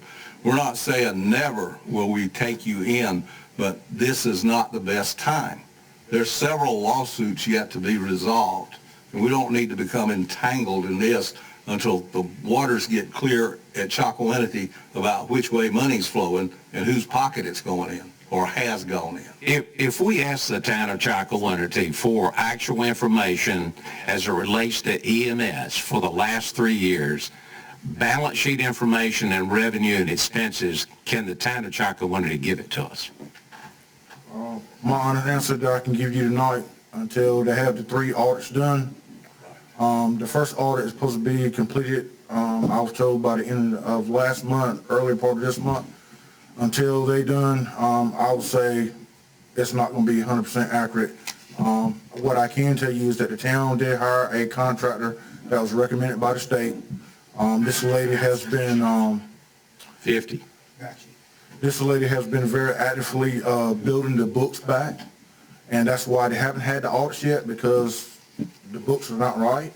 So this lady has been very hard, working on that so that they can get the audits done. What's been explained to me is once they get the first audit done, the next two are gonna be a lot easy. But the first one, the lady had to build from scratch, so that's why it's taking so long. So for me to say that tomorrow I can give you 100% of the information that you requested, I'm gonna say nothing.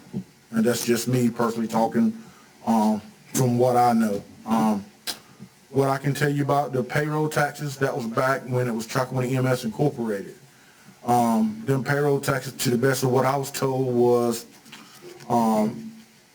the secretary also was an employee of the town, and that's the reason why the town actually paid the disclosed number for the payroll taxes. Actually, the payroll tax was a lot more than $500,000, but with the negotiation of the attorney that they got it to reduce down to the $500,000. Other than that, that's all I can tell you about, because a lot of that was done before my time. I can personally tell you from since I've been there, I know Commissioner Richardson, I know you referenced to employees not showing up to work. I promise you, if you go check, I give a lot more to Chocowinity. I'm trying to make it right, but you know, there's a lot of stuff that I'm taking baby steps on correcting, so I'm trying my best. I'm the one that went to the board didn't ask for me to come here tonight. I'm the one that asked them to give permission, because at this point, with us losing the $100,000 of the truck going to Blunt Street, the only way that we ever going to generate any extra revenue to have a 911 truck would be to go back into the county building. Other than that, we're going to be limited on generating any more revenue to operate. So that's why I was here. And I appreciate your honesty in what you're saying. I've known you a number of years, and I know that you give it everything that you've got. Yes, sir. I appreciate what you're doing too. I appreciate you saying that.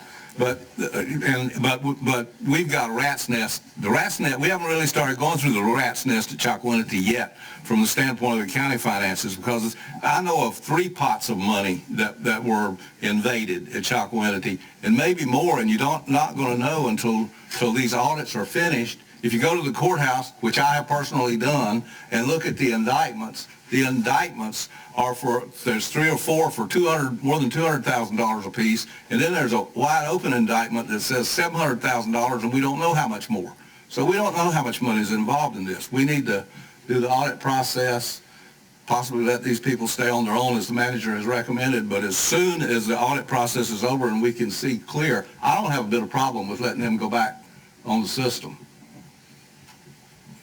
You said that you think that the first audit will be completed. It should be completed now, or either be completed in the next week or so. That's what I've been told, and I'm just going off the information that I've been given. So I can't 100% say that it's going to be completed next week, but that's what they've told me at the meetings. And then after that, you're saying that the next 2 audits will be a lot quicker, because then you have a foundation for the audits. And so my question is, and I don't know if you can give me a definitive answer or not, is that by the time that we meet in August, do you feel that Chocowinity will be close to having the answers in those audits? Well, I think the way the process, and Brian, you correct me, and Anita, once these are reinstated, the audits are done, I think the local government commission has got to sign off on it. I mean, I would assume. Yeah, from what I understand and what I've read online, and I looked at their audit reports last week, the last audit I see for Chocowinity is the 2021 audit. So they've got to do their 2022 fiscal year into 2022 and 2023. They're 2 years behind, and now of course, we just finished 2024 that we're starting to work on that audit. So they've got 3 audits to complete. And I'm assuming that when he says they're almost done with one, that's probably the 2022 audit.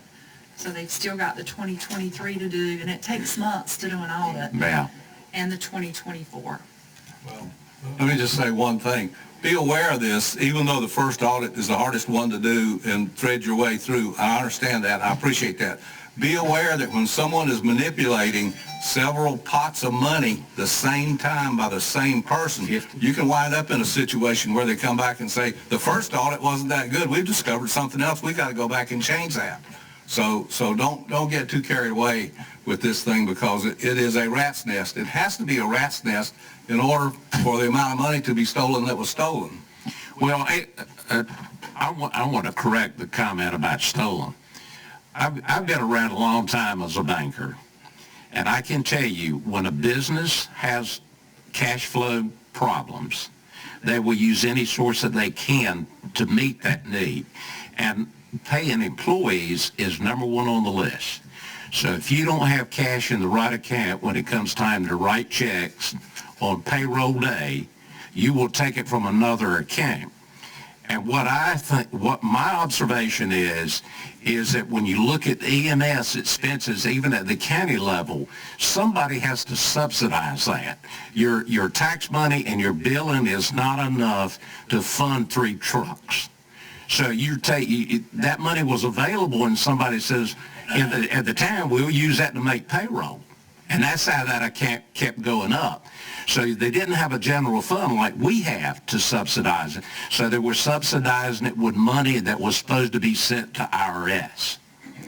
Now, if you look at a balance sheet, if the board was looking at the balance sheet on a monthly statement, that amount should be the same every month until you have salary increases or start adding additional employees.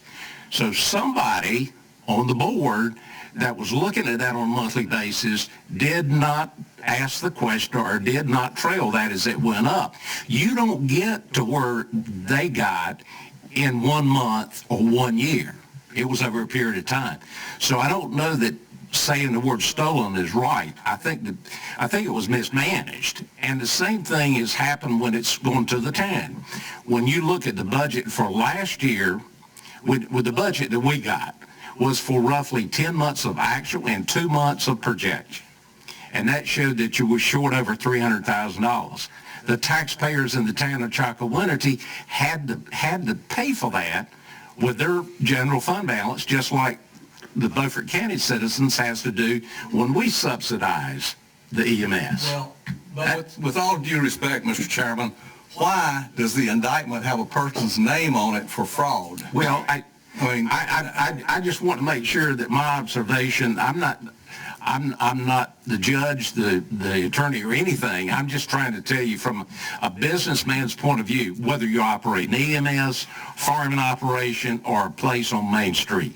When it comes time to meet your payroll, you got employees waiting for that check. Yes, sir. Waiting for that check. John? Yeah, I don't think we're the court of law here to make those type of decisions. That's why they have courts of laws. The indictment is a fact. Well, the indictment's a fact. Yeah. Yeah. But that's, so how much would additional revenue come in per month, say? So what I can tell If you you were is, on county billing. so we use the same billing company that the county uses. We've been using them ever since it was Chocowinity EMS Incorporated. What I can tell you is that I had my billing guy to pull a report, and from that report, that was July of 22 till June the 4th, there was 279 Medicaid calls. And let me make this clear first, them 279 Medicaid calls, that was 911 and transport, because we had it all lumped together, so that's not separated. But it was 279 calls during that time frame. In that time frame, the county's rate, what they giving me was $2,089.95. Chocowinity rate was $606.98. The billing revenue underneath the county would have been $583,096.05. and the revenue underneath the town of Chalkawinity was $169,347.42. They cut off their nose despite their face. So there's, and we don't know whether that's transport or 911. No, during that time frame, it was combined together. Right. Them 279 calls. Now, what I can speak to, and I'm just telling you what I can speak to, from what I was told. And that's all I can speak to you guys about. I can't tell you what I know. If I know it for myself, I can tell you I know it. I'm just telling you what I was told. I was told that when it came to pulling away from the county, it was the issue of getting checks. They said sometimes the checks was taking 3 to 4 months to get, and they needed the money. And that was one of the reasons why they pulled away from the county billing, is the checks that came from the county, and that's just what I was told. Well, and I'm sure I believe you. You're telling exactly right. But anybody that works with finance that's never heard of factoring doesn't need to be handling books for anybody. Okay, go ahead. So, so my discussion, that's why I was told that decided to pull away is because of the lack of getting the checks when they needed the money. Okay. So do you think anything in that area has changed? Like I say, I'm in the office now, and I've been familiar with these guys over here, and I think that I personally won't have an issue of getting what I need. Like I say, I only can go by what I was told. Right. It's a lot different when you go face to face, and I know for myself. So that's why I'm just telling you. Okay. What I was told is the reason why we pulled away is because we couldn't get the checks, because they couldn't get the checks when they need them. I'm the one, the board didn't ask, I'm the one that personally went back and asked the town board, because I've been doing this enough to know I see the only way we're ever going to generate any more revenue to continue to do 911 in Chalkawinity is go back underneath the county building. So I'm the one personally asked. So, in your view, then, it is necessary for you to get back under the building Yes, to sir. provide the services to the people of the Chakawinity EMS district. Yes, sir. Our current rate, I haven't looked at the July, because I actually on vacation. I came back and drove all the way back so I can make sure I'll be here tonight. But July 1st, we're supposed to get another rate. I haven't had a chance to look, see our new rate. But our current rate as of today is at $700, $707 and some change. That's what our Medicaid rate is. Versus the county's rate is a little over $2,000. So, I mean, it don't take a rocket science to do the math. It's a no-brainer. I mean, we definitely need to be under the county billing. I mean, that's money that we're just leaving on the table. Chairman. Yes. Let me propose this. I don't think that we have all of the information on the table that the commissioners need to make a decision. I would like to do a closed session with the manager and discuss this in a little more detail and then decide what we want to do. I fully agree, using the numbers that you presented, you've got to be back on county billing using those numbers, but there may be more things going on here that we need to know about. Yeah. Well, what is the risk? Go ahead. Okay, so a couple things, and first, let me, and I appreciate Chief Myers saying that is what he was told. The finance officer sitting next to me, she's the one who handles our books, she's the one who handles that billing program. I'll let her tell you firsthand what the issue is, or wasn't. Thank you, Mr. Manager. So the agencies receive 3 payments from the county for their operations under the consolidated billing. First of all, they get a portion of the district tax for the EMS tax for their agency, and that's distributed every month. We send out a 1/12 payment because the agencies came to us and said, you know, we can't wait until January when all the tax dollars come in. We need operational cash flow from as of July 1. So we send them a check every month for 1/12 of their estimated tax district payments. We true that up in about May, before the end of the year at June 30th, to give them the true amount of what it was. That's the first revenue they receive. The second revenue they receive from us is their transport billing. since we're under the consolidated billing. They withdrew from that in 2022, but the other agencies that are still in that, we get reports every month from Collinton, which is our billing company. They're reconciled to distribute what portion to what agency based on the transports made by that agency that month. Excuse me. I'm assuming we're talking about emergency transport. We're not talking about non-emergency. EMS, Okay. emergency. We issue checks monthly for that, every month. The thing that they don't get paid timely for is the third revenue, which is the Medicaid cost settlement reimbursement. And that is because of the state, not because of finance, because we write checks every week, and if I've got that request for payment in on Friday, that check gets written the next Thursday. The thing I don't have control of is that cost settlement, that annual report. It takes us months to gather the information from the agencies.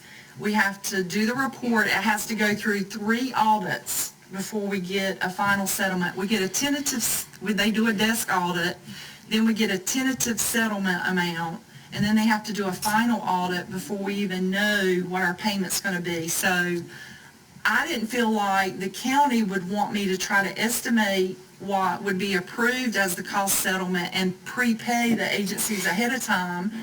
So I just waited, and it might take 2 or 3 years to get that cost settlement resolved and get that money in. So that is the revenue that is lagging, but it's not the fault of the county or the finance office. It is because we're waiting on the state always, every year, for that money to come in. Sometimes 2 or 3 years we're waiting on it. So the other part of that is it's also contingent upon our staff and upon the 501c3 agencies that we contract with to get their billing reports in a timely manner. So billing reports come into the system, they are reviewed, they're QA'd to make sure that they have all the information, then they're pushed up to the billing agency. The billing agency looks at them again to make sure they have all the information. If the information is not correct, if the insurance information is not there, if there are things like that that they can't bill for, it gets kicked back. So it's incumbent upon the individual agencies and the individual providers to make sure that information is correct. So you may turn in 100 run tickets, and you've only got 25 of them correct. They're going to get kicked back, and your billing is going to go like this. Our goal, and we do a really good job of QA and our stuff to make sure that our folks have it correct. The concern that I have, is that every time we have a conversation with Medicaid, Medicare about our billing, it opens up a door that they may bring a whole team of auditors in here and spend a whole lot of time coming through our books and looking at everything, and then who knows what numbers look like. Sir? Why would they do that? Just to get a conversation? No, I'm just saying that anytime we add or subtract from the agency, when we first brought everybody under this, it took a long time, and we went through a lot of paperwork with the federal agencies to consolidate that billing. And I just don't want to mess that up. Chocowinity pulled out of this with eyes wide open. We told them, your billing's going to go down. They were advised of that, because their reimbursement rate is based on the area they serve.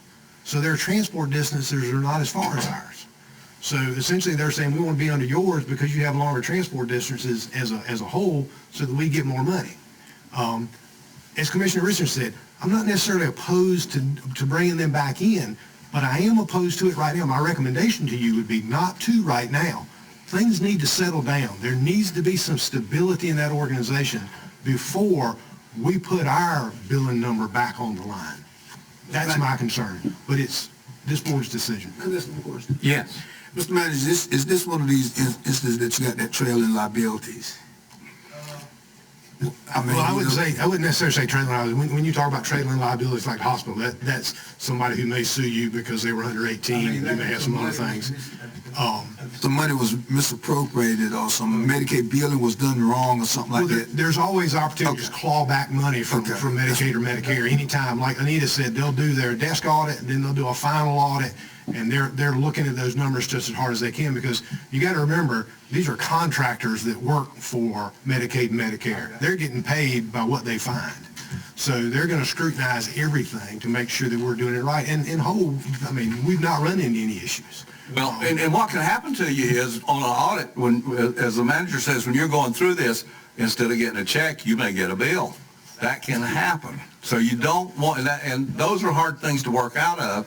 And, you know, I agree with the manager on this, because what's going to happen, the court cases haven't been had yet. When the gavel comes down on the court cases, it doesn't matter whether anybody's convicted, win, lose, or whatever. You're going to see a bunch of auditors down in Columbia, South Carolina, which I think is where most of them come from, and they're going to swarm up here and say, oh, there's been Medicaid fraud, the lawsuit's over with, now we're going to jump into this, and you're subject to a whole new audit and a whole new look at things. So he's correct, and he's giving you good advice. Well, gentlemen, we're not getting anywhere. I think we're at a position where we don't want to say no completely. But I think we're trying to say we need to take another month or two to kind of see where things are going before we take any action. Is that kind of where?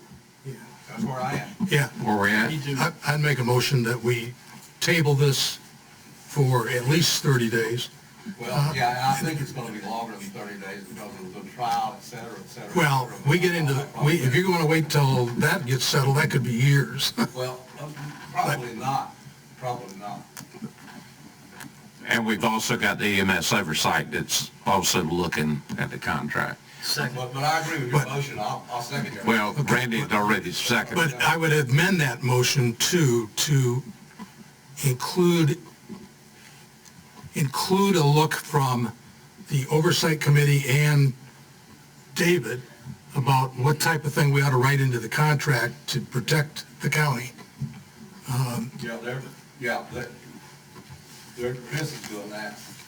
He's coming back to us with a report, as I understand it, from the Oversight Committee, which would include the attorney and me. Yes, there were some things that's already on the agenda for the next Oversight Committee. One was addressing what Chairman Waters was talking about as far as the budgets, the budget information that's provided to us each year by the agencies.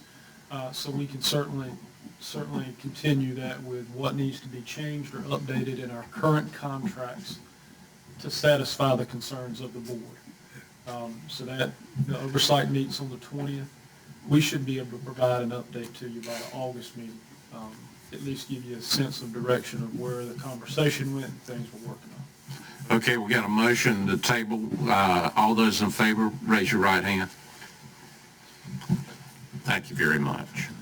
Last thing I would like to say is to all the commissioners, I have an open door office policy at my office. If you want to know something, you need something, come to my office in Chalkawinity and we'll talk about it. Thank you. Thank you very much. Okay, gentlemen, we're going to take our 15-minute break.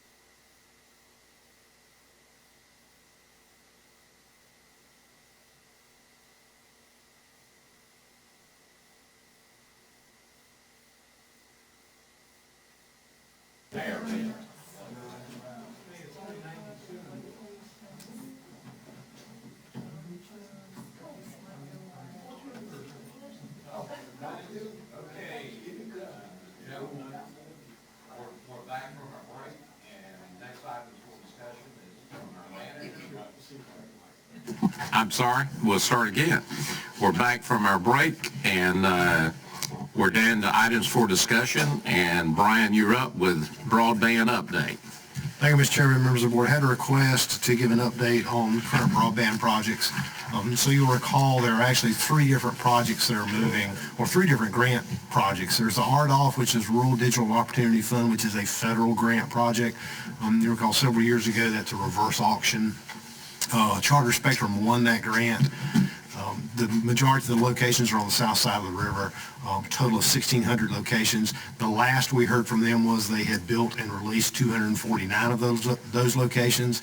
It originally was a 7-year build out. Now, since they've partnered with that on the Great Grant, they've advanced it to the 2-year process, but we haven't gotten an update on them on how many additional locations they've released yet. Then there are the 2 great grants, which is the growing rural economies with access to technology. We had the first one that was awarded to Charter Spectrum, or actually it was the second one. Brightspeed got the first one, and then we were lucky enough to get a second grant, a second great grant, and Charter Spectrum got that one. So under the Charter Spectrum, again, it's a 2-year build out. They were going to locate 495 or serve 495 locations. Then under Brightspeed, their original great grant, again, a 2-year build out, 1,070 locations. And then the third one, well, let me give you where we are. We get quarterly updates from NCDIT, North Carolina Department of North Carolina Department of Information Technology. So 2024 Q1 under Charter Spectrum, they are showing their design and engineering is 25 to 75% complete. They don't have any fiber hung yet. So because this was a second great grant, it was a little bit behind Brightspeed. The Q1 of 24 for Brightspeed, they are at 25 to 75% complete on design and engineering. They have hung 13.1 miles of aerial fiber, and they have connected 311 households and 9 businesses so far. So they still, but it's a 2-year build out, but they still got a ways to go. The third program is the CAB program, Completing Access to Broadband program. That was one that the General Assembly put in place, kind of modeled after GREAT, where you were going to be required to match up against your ARPA money. As you'll recall, the board early on set aside $4 million of your ARPA funds to match up against broadband. So because of that, we were early in the CAB process. They selected Beaufort County early in the CAB process because a lot of the counties spent their money on other stuff. They didn't spend it on broadband. So we were one of the early counties initiating that and got under that program. As you'll recall, a couple of weeks ago, I sent you the notice letter from the state. They put out a request for proposals, and that has now been announced. They had an evaluation committee. The finance officer and I served on that along with 2 members from DIT. They would not, the general counsel would not allow elected officials to serve on that. So we went through the process. It was really strict. Non-disclosure agreements had to be signed. So we evaluated all those, and overall the selection was to Brightspeed under that program. Like I say, we sent that press release out to you. So that project will provide 2,518 locations to be served with fiber. And essentially what they did, their mapping group, and that's a list, Brandon just put it up, that's a map that shows the locations that Brightspeed will be serving under the CAB grant.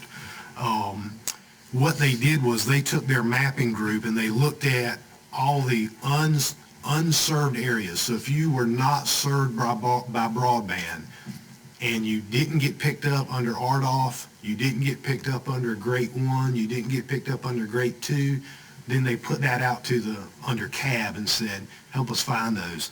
And essentially what they're showing us is 94.48% of the final or the remaining unserved locations Brightspeed is going to cover with this 2,518 locations.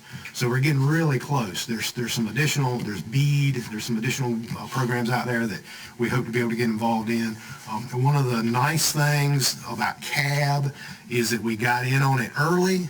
And because y'all had committed those funds early, we told them we were committed on it. It's a $7.8 million project. Our match on that actually is probably not going to be required. There is a current Senate Bill 743 that's out there. You may have seen that in the North Carolina Association of County Commissioners recent update. That bill, Senate 743, which has passed the House but has gone back to the Senate and hasn't been taken up yet by the Senate, but they anticipate it will when they come back, would remove the county match requirement for CAB. The reason the state's doing that is because so many counties spent their money on something else instead of broadband. And the state has got broadband money through ARPA that they have to spend on broadband. And if they don't spend it on broadband, then they got to give it back to the federal government. So because there aren't enough counties out there who were forward-thinking enough to say we want to do broadband, they don't have enough folks out there to match up with them. So they're going to eliminate the match and use state money to do it all. There's also a provision in the bill, thank goodness, we had a long conversation with them about it early on, that says the department shall utilize up to $190 million to provide the county project cost responsibility for the 37 counties that have committed to the department to participate in the program and provide the county match. So if the bill passes, then we're not going to have to put our match against it. So we'll have that money to be able to roll back and do other things with. So that was one thing good about moving forward as quickly as we did and y'all having us positioned where we were. So there also, you can look on the NC1 map. I looked today, CAB's not out there yet. Great Grant is out there where you can see the actual locations all across the entire state. You can go to any county and see exactly where they're, down to the street level, where they're providing the address level, where they're providing that fiber. But CAB is not on there yet. They said they're mapping, folks were working on it to get it on there. But NC1 map under broadband, you can see all that. And that's kind of the update that we have so far on broadband. Any questions for Brian? Randy? I know that nobody takes time to compliment, but I heard you say that we actually have houses hooked up to broadband. Has anybody called and said, wow, this is great? I haven't received a call yet, but I'm sure folks are saying, wow, this is great. When you're getting 100 meg up and 100 meg down, it's a whole lot better than dial up or whatever you got. 1 gig up and down. Well, I hope they realize where it came from. And they're hanging it in Washington on the poles. And there's ants all over the place going down 33 towards Aurora. It's all underground that way. Hey, I understood that federal money that was coming down to the state, I thought they had to be buried. I had thought they had to be fiber buried. It's not? That doesn't have to be. It's got to be at least 100 by 100 symmetrical. That's so it can be overhead. And it has to be fiber. It can't be copper. Any kind of. Well, it can't be copper or it can't be wireless. It's got to be fiber. Because with fiber, you put glass in the ground and you just change out the stuff on each end. It's essentially evergreen. But yes, they're hanging it, they're burying it, they're doing everything you can with it. The stuff you see in Washington also, I think, as you recall some of the conversations we had with Brightspeed, they had committed to overbuilding their system to begin with. So they're doing some overbuilding anyway. One of the things I did today was take a look. I went back through my files and I did a spreadsheet and I sent it to Anita, and we agree on most of it. We're down to trying. I've got to go back and look at my files because she says I got a number that's off. And so once we get it complete, Anita's going to send it to all the commissioners. That gives all of them, and I had even left off one. So. Okay, any other questions on broadband? You want to give us an update on Agape and Aurora? Yes, sir. So I had a question regarding where we stood with Agape on the medical clinic in Aurora. Had a couple of meetings with Agape and their leadership team regarding that. Last meeting I had with them, they've identified a federal grant. They've gotten approval under a federal grant where they're going to have, where the feds have said to them they can use $557,000 of that grant for equipment. So new x-ray, furniture, everything to staff to upfit the building. Equipment-wise, they are also, we've talked about going after a healthcare building reuse grant. like they did in Plymouth when they put a clinic in there. That, of course, is tied to jobs. You have to have, you only get a certain amount for each job. They're going to reach out to Golden Leaf to see if there's some opportunity there. They have had an architect and an engineer and a contractor look at the building. Their architect's been through it. Their engineer's been through it. Their estimate on bringing the building up to code and to where it can be usable is around $762,000. So what we propose to you is to come back in August. They're going to do a report to you. And I'll just tell you, I mean, we've had the conversation. Their request to you is going to be that the county pay to upfit that building, to put the building back in shape, essentially, if you let me finish. So is to put the building back in shape, which is about $762,000 to do that. Then they would put all the equipment in it, and they would run it. Essentially what we would do, the proposal would be that we would transfer that property to them under the agreement that there's a deed restriction on it that says that if they don't use it for health care, if they cease using it for health care, the facility reverts back to the county. So you don't have any exposure there. So if it ever stops being a health clinic, it comes back to the county. We have funds in our healthcare reserve account in excess of $3 million, which is exactly what those funds are designated for, to help provide for healthcare in the county. And I would say to you, I mean, they're going to make the pitch to you, but this board has said you want to have healthcare in Aurora and in that area to help provide for the community. I think $762,000 out of your healthcare reserve fund is a good expenditure of those funds. You've got a stable client, a stable provider who's going to be there, who's going to do pharmacy, primary care, dental, OB, behavioral. They're going to do everything that needs to be done down there. And they're going to maintain it, look after it. Of course, I'm stealing some of their thunder, but we'll bring that back to you on August 5th. And unless something changes, you're going to get a recommendation for us that'd be a good thing to move forward with. So, be glad to answer any questions you may have. Has the grant been applied for reuse?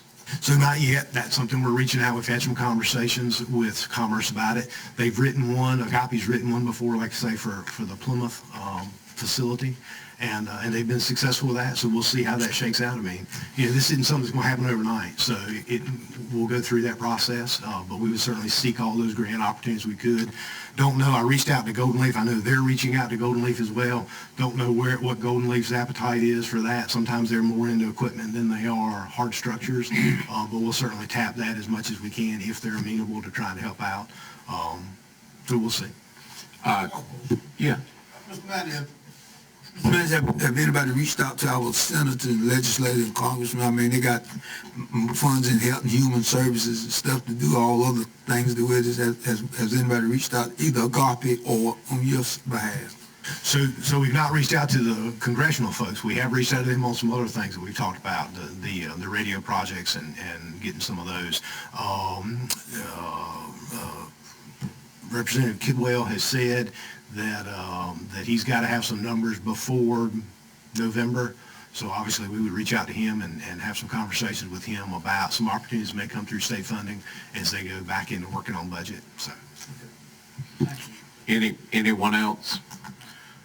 You want to move to the County Commissioners Association legislative goals process? Yes, sir. So last meeting, we had this on the agenda. You all are aware of the legislative goals process and what the NCACC does. As they seek those goals, you get a copy of the goals handbook and the overview on how you submit those. At the last meeting, we laid all this out for you and just said, if there are goals that you would like to submit, think about them, think them over, bring them back to the board at this meeting, and let the board vote those up or down so that we can get them submitted. I've not received any specifically yet from anybody. I guess y'all may be holding those and ready to talk about them tonight. So I'll turn that back to the board. Okay, the floor is open as it relates to recommendation. It has to come from the board. I think we have to have a resolution, and there's a format that we have to go through. Is a procedure, we have to do that by September the 1st, I believe is the date, September the 1st. I sit in on the Agriculture Committee, and trying to remember, it's two committees meeting together. And one of the things that we're trying to get changed, and I'm not sure if that is a goal yet or not, as it relates to the scrap tire disposal program. I'm wondering, in order to speed the process up, would it be better if we have some committee between now and our next meeting to come up with, some written information to try to, if we want to do that? I mean, if we don't want to do it, then it's not something that we're required to do. But we've talked about the retirement and health insurance cost. We also talked a while back about the cost that we was incurring with those scrap tires too, so it's something we should change. Yeah. Well, since you're into trash, why don't you float something that has to do with paying a deposit on containers to facilitate recycling? So Commissioner Richardson, as you'll recall, I sent it to you, and I'm sorry I hadn't tracked it, but there was a bill that was introduced that would do exactly that thing, that would add a deposit and make people do that. Yeah, I remember that. It was kind of picky-uni, though. The money that they were asking for was nothing compared to what's necessary to solve the problem. Right, I hadn't looked it up. I'll go back and look at that, but it could be certain. I mean, I think that would help. That would certainly help. It used to many years ago. Kids would pick up bottles and cans all over the place just to make a little money. So, I mean, we'll see the appetite on that. I'll go back and pull that bill and see if it got anywhere. I don't think we necessarily have to propose a bill, but I think we could make it as a support item for some way to facilitate deposits on recyclable materials.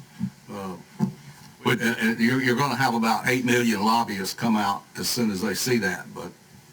Well, the two things that got a lot of conversation when we had our meeting in Raleigh 3 weeks ago, was the scrap tire, because that needs to be updated. The other thing that was getting a lot of was the cost, the way they're doing the retirement. That, the new treasurer, whoever that is, needs to revisit how fast they're doing that. Right, so just to give you a little background on that one too, I know I've told you before, I sit on the City County Managers Association Retirement Committee, and I'm actually serving on a subcommittee of that with the chairman of our committee, and we actually had a meeting last week with the League of Municipalities.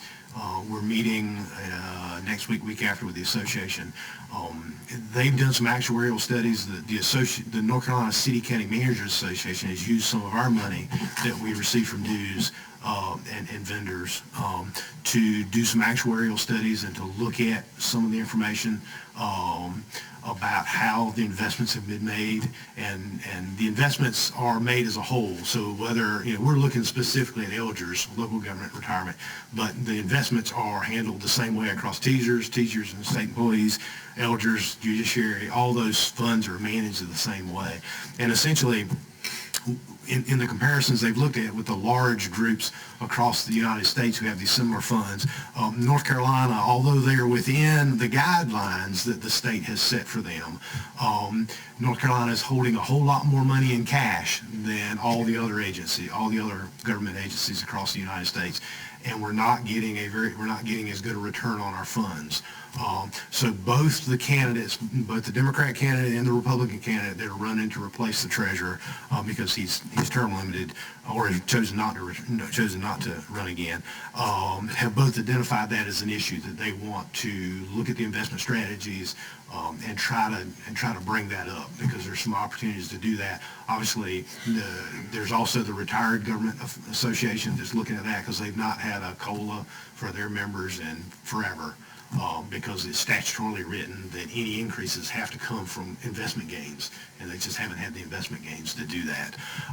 The state can do it on the teaser side anytime they want to. They just pull from general fund to do it.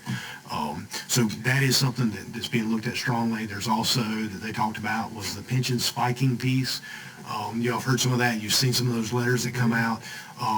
There's a concern there that it's not being applied appropriately. The whole reason that pension spiking is really kind of a misnomer. The whole reason that law was put in place was because there were, actually I think it started in a coastal ABC committee, ABC board, who had one of their executive directors that they converted a deferred comp and something to cash at the very end of his tenure, which drove his salary way up, which then in turn drives your retirement payment up. And they've seen that happen in agencies like that. They've seen it happen in community colleges where the presidents have had, they get a part of their benefit package is they get a country club membership. Well, at the last year they're there, they convert that to cash instead of the membership. So it drives up their retirement benefits. So they identified that as issues they needed to work on because it was impacting the retirement system. But when they put that law in place, they took it such a broad shotgun approach on it that it's starting to affect a lot of people. So the municipalities are seeing it for people like firefighters and police officers who come into an organization and are there their entire career, and then they end up as chief of the organization. And because they're making more than $100,000 a year, and the way they've calculated the benefit that it won't pay it out of their life, the agency's getting dinged to have to pay that difference back. And that's just not what it's not a true spiking. If you go into the organization and you do something wrong like that, where you say, oh, we're going to convert this to cash to try to raise your retirement, that is wrong. And they should go after folks like that. But in general, the way it was written is it's catching a whole lot of folks, and it's costing municipalities and counties a lot of money because of the way the bill was written. And because you have an employee who just came through the ranks and got COLAs and didn't do anything weird, they're getting caught in that, and you're having to pay extra because of it. So that's been identified as an issue, and I think there's some traction on looking at that. So. Why don't we handle it this way? John has agreed to handle the health insurance and retirement. I'll do the scrap tire, and Hood, if you want to do something as it relates to the deposit, each one of us will try to write up something and submit it to Brian and Anita. And Brian, if you want to address this spike, what do you call it? Pension spiking. Maybe you and John can do that together, and we'll have that on the agenda for August. Because I have served at the state level and seen the process work, by the time it gets to the vote of all 100 counties, I mean, we start out with a large number, and it just keeps getting smaller and smaller. And the whole object is you've got to get it down to, I think, where the magic number is it 65 counties? Ed? Some of them ain't gonna make it to nowhere. Right. They also have to go through the steering committee. Yeah. So I'll reach out also to Kevin Leonard with the association to see what kind of traction he sees on the rest of these, to see what it is. I mean, quite honestly, I think, unfortunately, Commissioner Richardson, I don't think there'll be much traction on the recycling. No, most of that's done. Yeah. But what I have heard, and I think what y'all have heard also at the association meetings, I think there's strong traction on the scrap tires, and I think there's strong traction around the retirement health insurance. Yeah, those are the two that I think has the only other hot item that I want to mention is there a recycled cost on mobile homes? These mobile homes, they get abandoned, they're sitting around everywhere. What if you had to pay $4,000 on every one of these things, and it went into a fund for cleanup of abandoned mobile homes? Yeah, so there used to be a fund where they would come in, you could apply to that to clean up abandoned mobile homes, and I don't think that fund exists anymore. Yeah, we had them in Beaufort County one time, but it was a long time ago. Right. But that would be a good thing. I think a lot of people would go for that. They're tired of seeing them. Well, good luck, because in the Ag Steering Committee, I have pushed on several occasions to try to get a cleanup fund for solar panels, Yeah. solar farms. Yeah. And it has gotten nowhere in the Agriculture Committee, which you would think they'd have had a chance, it Yeah. would move up the ladder. And that's in that steering committee. Okay, we're down to our commissioners. Okay, and the first one, Commissioner Richardson, is school construction. All right, I don't want to be on this school construction too much, but I've got several articles. You can go to Beaufort Observer, and you can see what get a lot of factual information. I distributed the last article. It was written by Delma Blenson, who is one of the best qualified people in the United States. Made comment about this, and he's taught it at university. He's done it, on and on and on it goes. And our school, our $52 million project here is going rambling all over the place. One great example of this is they canceled the July the 8th, it's the construction update meeting, which has nothing to do with the overall philosophy and the management of how we go about this school. And that is whether we need neighborhood schools or whether we want to build a school for, as the last numbers were, 1,000 students, pre-K through third grade. Now, this thing started off, we've only got 800 students. 50% of our school buildings in the county are empty. 50% are sitting empty. And we want to build a building to hold 1,000 pre-K through third grade. We only have 800 students enrolled in this now, and we are losing population in Beaufort County. That thing went from 860 to 900 and something, and then the superintendent comes out with 1,000. This is all over the place. That's a great example of nothing is nailed down in this. And then all of a sudden, this meeting was canceled on the day before the June update. The meeting was canceled because there was nothing to report. But I've got a film at the very next school board meeting with the superintendent sitting there saying there was nothing to report, and that's why we canceled the meeting. Oh, by the way, we've had to move the whole building down to front on Pennsylvania Avenue, and we need to tear down what, in my estimation, is going to cost $5 million to replace buildings, which include a freezer building, the maintenance buildings, several other buildings that we're using for administration. All of a sudden, we have to tear these things down because we need to put a stormwater pond there. Look, guys, I do stormwater. I've done a bunch of stormwater projects. He's not going to teach me anything new about stormwater. That is the biggest joke out there, that you've got a 39-acre site with 9 acres of it in school buildings, and all of a sudden, you need to put a stormwater pond where the buildings are, and the reason is so you can get some new buildings, raising the cost of this project another $5 million. The project management is out of control. Read Delma Blenson's article. Without beating on this all night, I think that we need to go back and start over with this.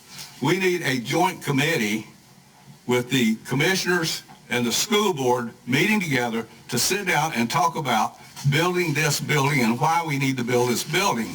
There are some really strong arguments out there that we need to have neighborhood schools for these small children. We don't need to cram 1,000 young kids into one building. Plus, where are we going to get the students? No study has been done for the attendance area of these schools, or where they're going to draw from. None of that stuff has been done. And it's going to fly right in the face of education. Those studies need to be done. We need a philosophy of how we're going to go forward with primary education in this county, because it's proven that these consolidated schools just don't work. That's why we have a lot of the problems we have now. 2 neighborhood schools will take care of our situation if that's what we want to do.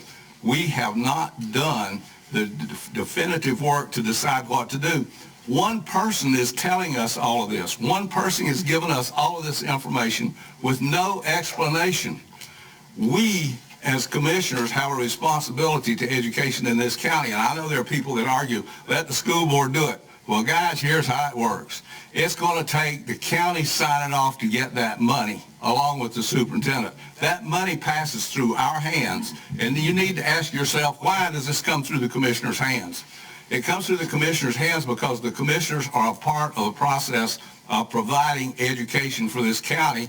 We need to be working with the school board, and this needs to be a joint effort, and the community needs to be involved. No one has bothered to say to the community, what do you think we need to be doing with this $52 million? This has been a big political process so far with zero management, zero oversight, and it's going to become an even bigger disaster before it's over with because the people that are doing this simply don't know what they are doing. The public, you don't need to let somebody from California come to Beaufort County and define your school system for you. That's what our problem is now. The people in this county need to have a say about how their young children are educated and whether they go to neighborhood schools or whether they're crammed into one of these huge chicken factory schools where you can't distinguish one student from the other. So I make a motion that we go to the school board and say, look, we're not signing off on the money until we get together on how we're going to spend the money, and that includes the commissioners along with the school board. Okay, we got a motion and second discussion. Okay, all those in favor of the motion? I'm sorry. Did you? Mr. Richardson, I'd love to see the studies you're pointing to that say 1,000-student school is going to degrade education. If you can do that, I'll be more than happy to look at that and see. But I don't think you're going to find that. I don't think you're going to find it anywhere. Conversely, show me the studies that say 1,000 pre-K through third grade is going to improve education in one building. You're the one making the accusation. You bring the study up. No. You're the one that says studies show. I want the public involved. We have one man who's dictating this process. That's not what I'm asking. And everybody else is getting like, no, that's what I'm saying. You're trying to drag this off into another area. No, one man is dictating this process. Whoa, I can't hear. I mean, I'm just trying to validate what you're saying. Okay. That's all. I'm asking for a study commission to look at this issue. Did I take a position one way or the other? No. I'm saying let's look at the issues with a group of people. I propose that there are issues that need to be looked at, and one of those issues is 1,000 kindergarten students in one school versus neighborhood schools, which is better. I'm proposing that the board sit down and look at this as alternatives.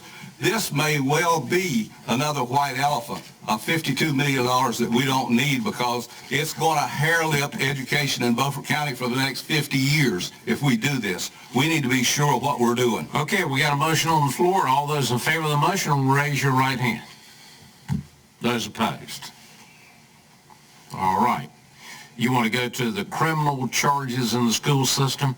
Well, this is another problem with our fantastic school system under the supervision of Superintendent Cheeseman, who seems to be calling all of the shots. When the damage was done to the school cafeteria and the superintendent decided there would be no criminal charges brought when criminal activities took place on school property, on public property, I think we have a problem. I think that we need to take a look at and invite the superintendent, who has refused to come to the last 4 or 5 meetings that he's been invited to since we've been building this school, because he simply does not want to show up and answer questions. Why are you supporting criminal activity in the schools without bringing charges against the perpetrators? That is an issue, and I make a motion that we invite the superintendent to the next meeting to hear his explanation of why criminal charges were not brought against the criminals who did the damage in the school system, not just the cafeteria, but any other criminal activity in the school system. What is the school board's policy? It's a motion. Okay. Is there a second? Yes. I'm assuming you said you second. Okay. Discussion? All right. All those in favor of Commissioner Richardson's motion, raise your right hand. Those opposed? I gather you support criminal activity in the school system. Well, you can interpret that any way you want to, but I don't support criminal activity. But I think sometimes people have to be reminded we have an elected school board 9 people. And I think my philosophy is to stay in the lane, and if you have a conflict, call one of the school board members. Okay? You want to go to the Chocowinity update? We fund that school board. We have I understand that. I understand that. You want to go to the Chocowinity update? Okay, is the attorney prepared to give us an update on the various lawsuits that are going on in Chocowinity? Why not? Why not? Which lawsuits are you talking about? Various Chocowinity lawsuits. I don't know what that means. I thought maybe you would do a little search over and see how many lawsuits there were going on in Chocowinity related to the thievery that's been going on over there and the countersuits that have been brought. It seems like I know more about this than you do. You do. Evidently you do. The only thing I know is about Joy McElroy, and she's pending charges right now. And we're not part of that, except indirectly. It's our money. Some of that's our money. I hear you saying that. Well, but that's not mentioned in this. What I'm asking you to do is at the next meeting to research the lawsuits that surround the Joy McElroy and the countersuits and anything else that has to do with legal activities involving Chocowinity government, and be prepared at the next meeting to give us a report on that. Is that a motion?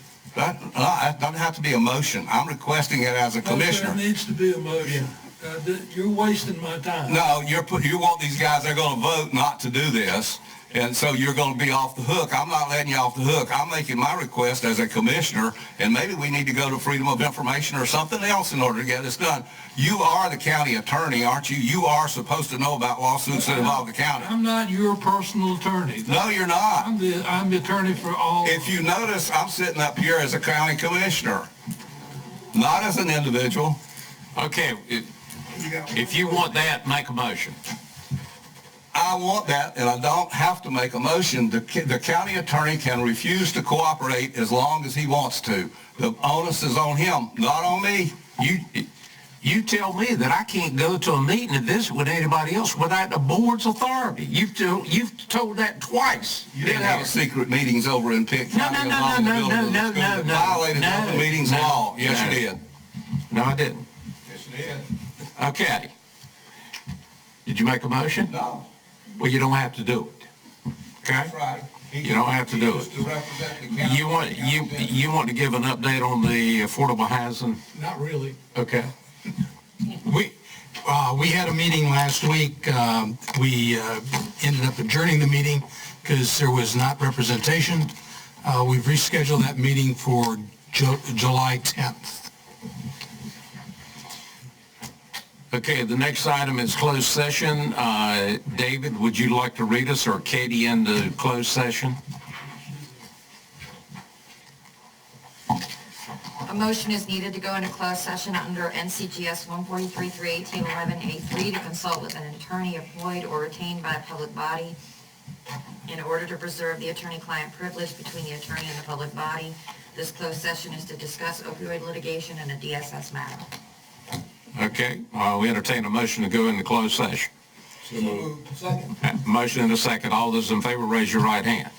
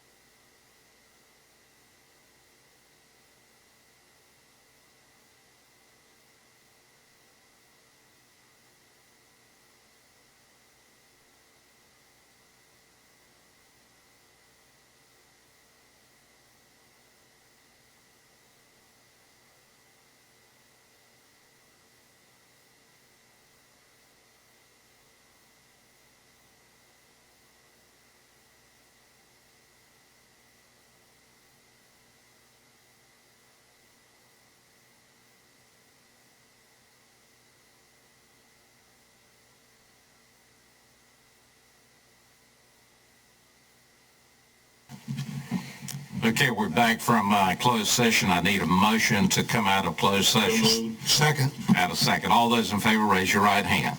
Thank you.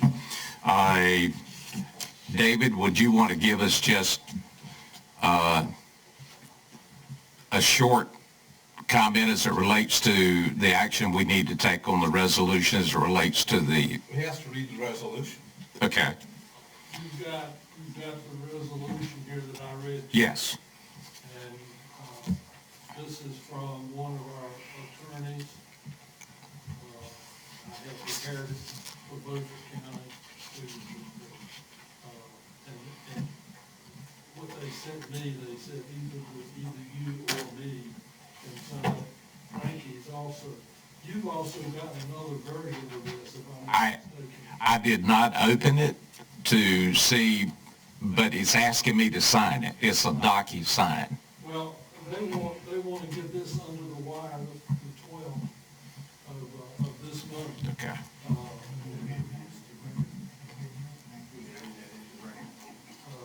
Yeah, well, we can do that.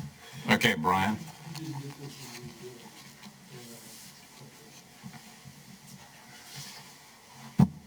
it. Okay, so this is the resolution by the County of Beaufort authorizing the execution of the Kroger opioid settlement and approving the second settlement agreement for additional funds.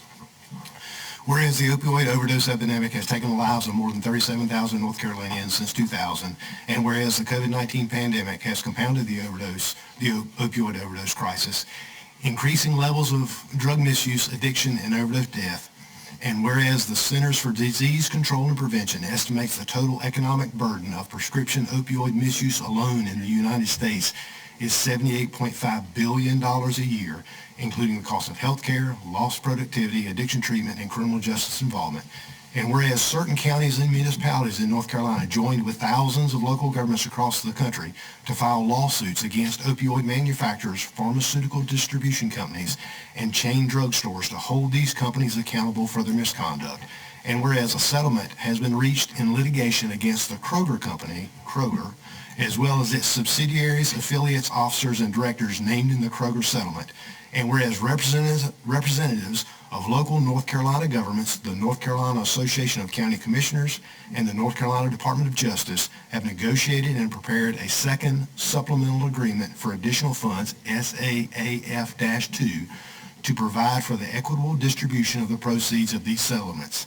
And whereas by joining the settlements and approving the SAAF-2, the state and local governments maximize North Carolina's share of opioid settlement funds to ensure that needed resources reach communities as quickly, effectively, and directly as possible. And whereas it is advantageous to all North Carolinians for local governments, including Beaufort County and its residents, to sign on to the settlements and SAAF-2 and demonstrate solidarity in response to the opioid overdose crisis and to maximize the share of opioid settlement funds received both in the state and in this country to help abate the harm. And whereas the SAAF-2 directs substantial resources over multiple years to local governments on the front lines of the opioid overdose epidemic while ensuring that these resources are used in an effective way to address the crisis.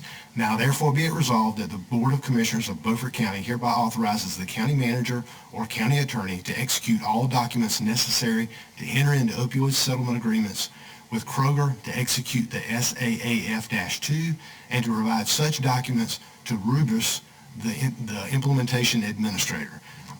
Adopted this the first day of July 2024. Frankie Waters, Chairman, Beaufort County Board of Commissioners. Okay, got a motion. Is there a second? Okay, we got a motion and a second. All those in favor of the resolution, please raise your right hand. Thank you.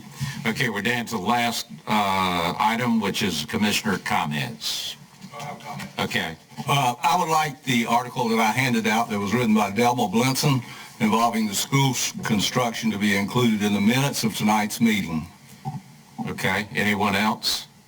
I'd just like to make a comment for the public record. I've had several telephone calls and several emails as it relates to the funding for the senior center here in Washington. Just want the public to understand that we have been funding that at $20,000 a year, and that was a request from the city of Washington, and that's what the commissioners approved in their budget. So I would say if you have any additional questions, you focus that not the county commissioners, but to the city council. Entertain a motion to adjourn. So moved. Is there a second? Second. Okay, all those in favor, raise your right hand.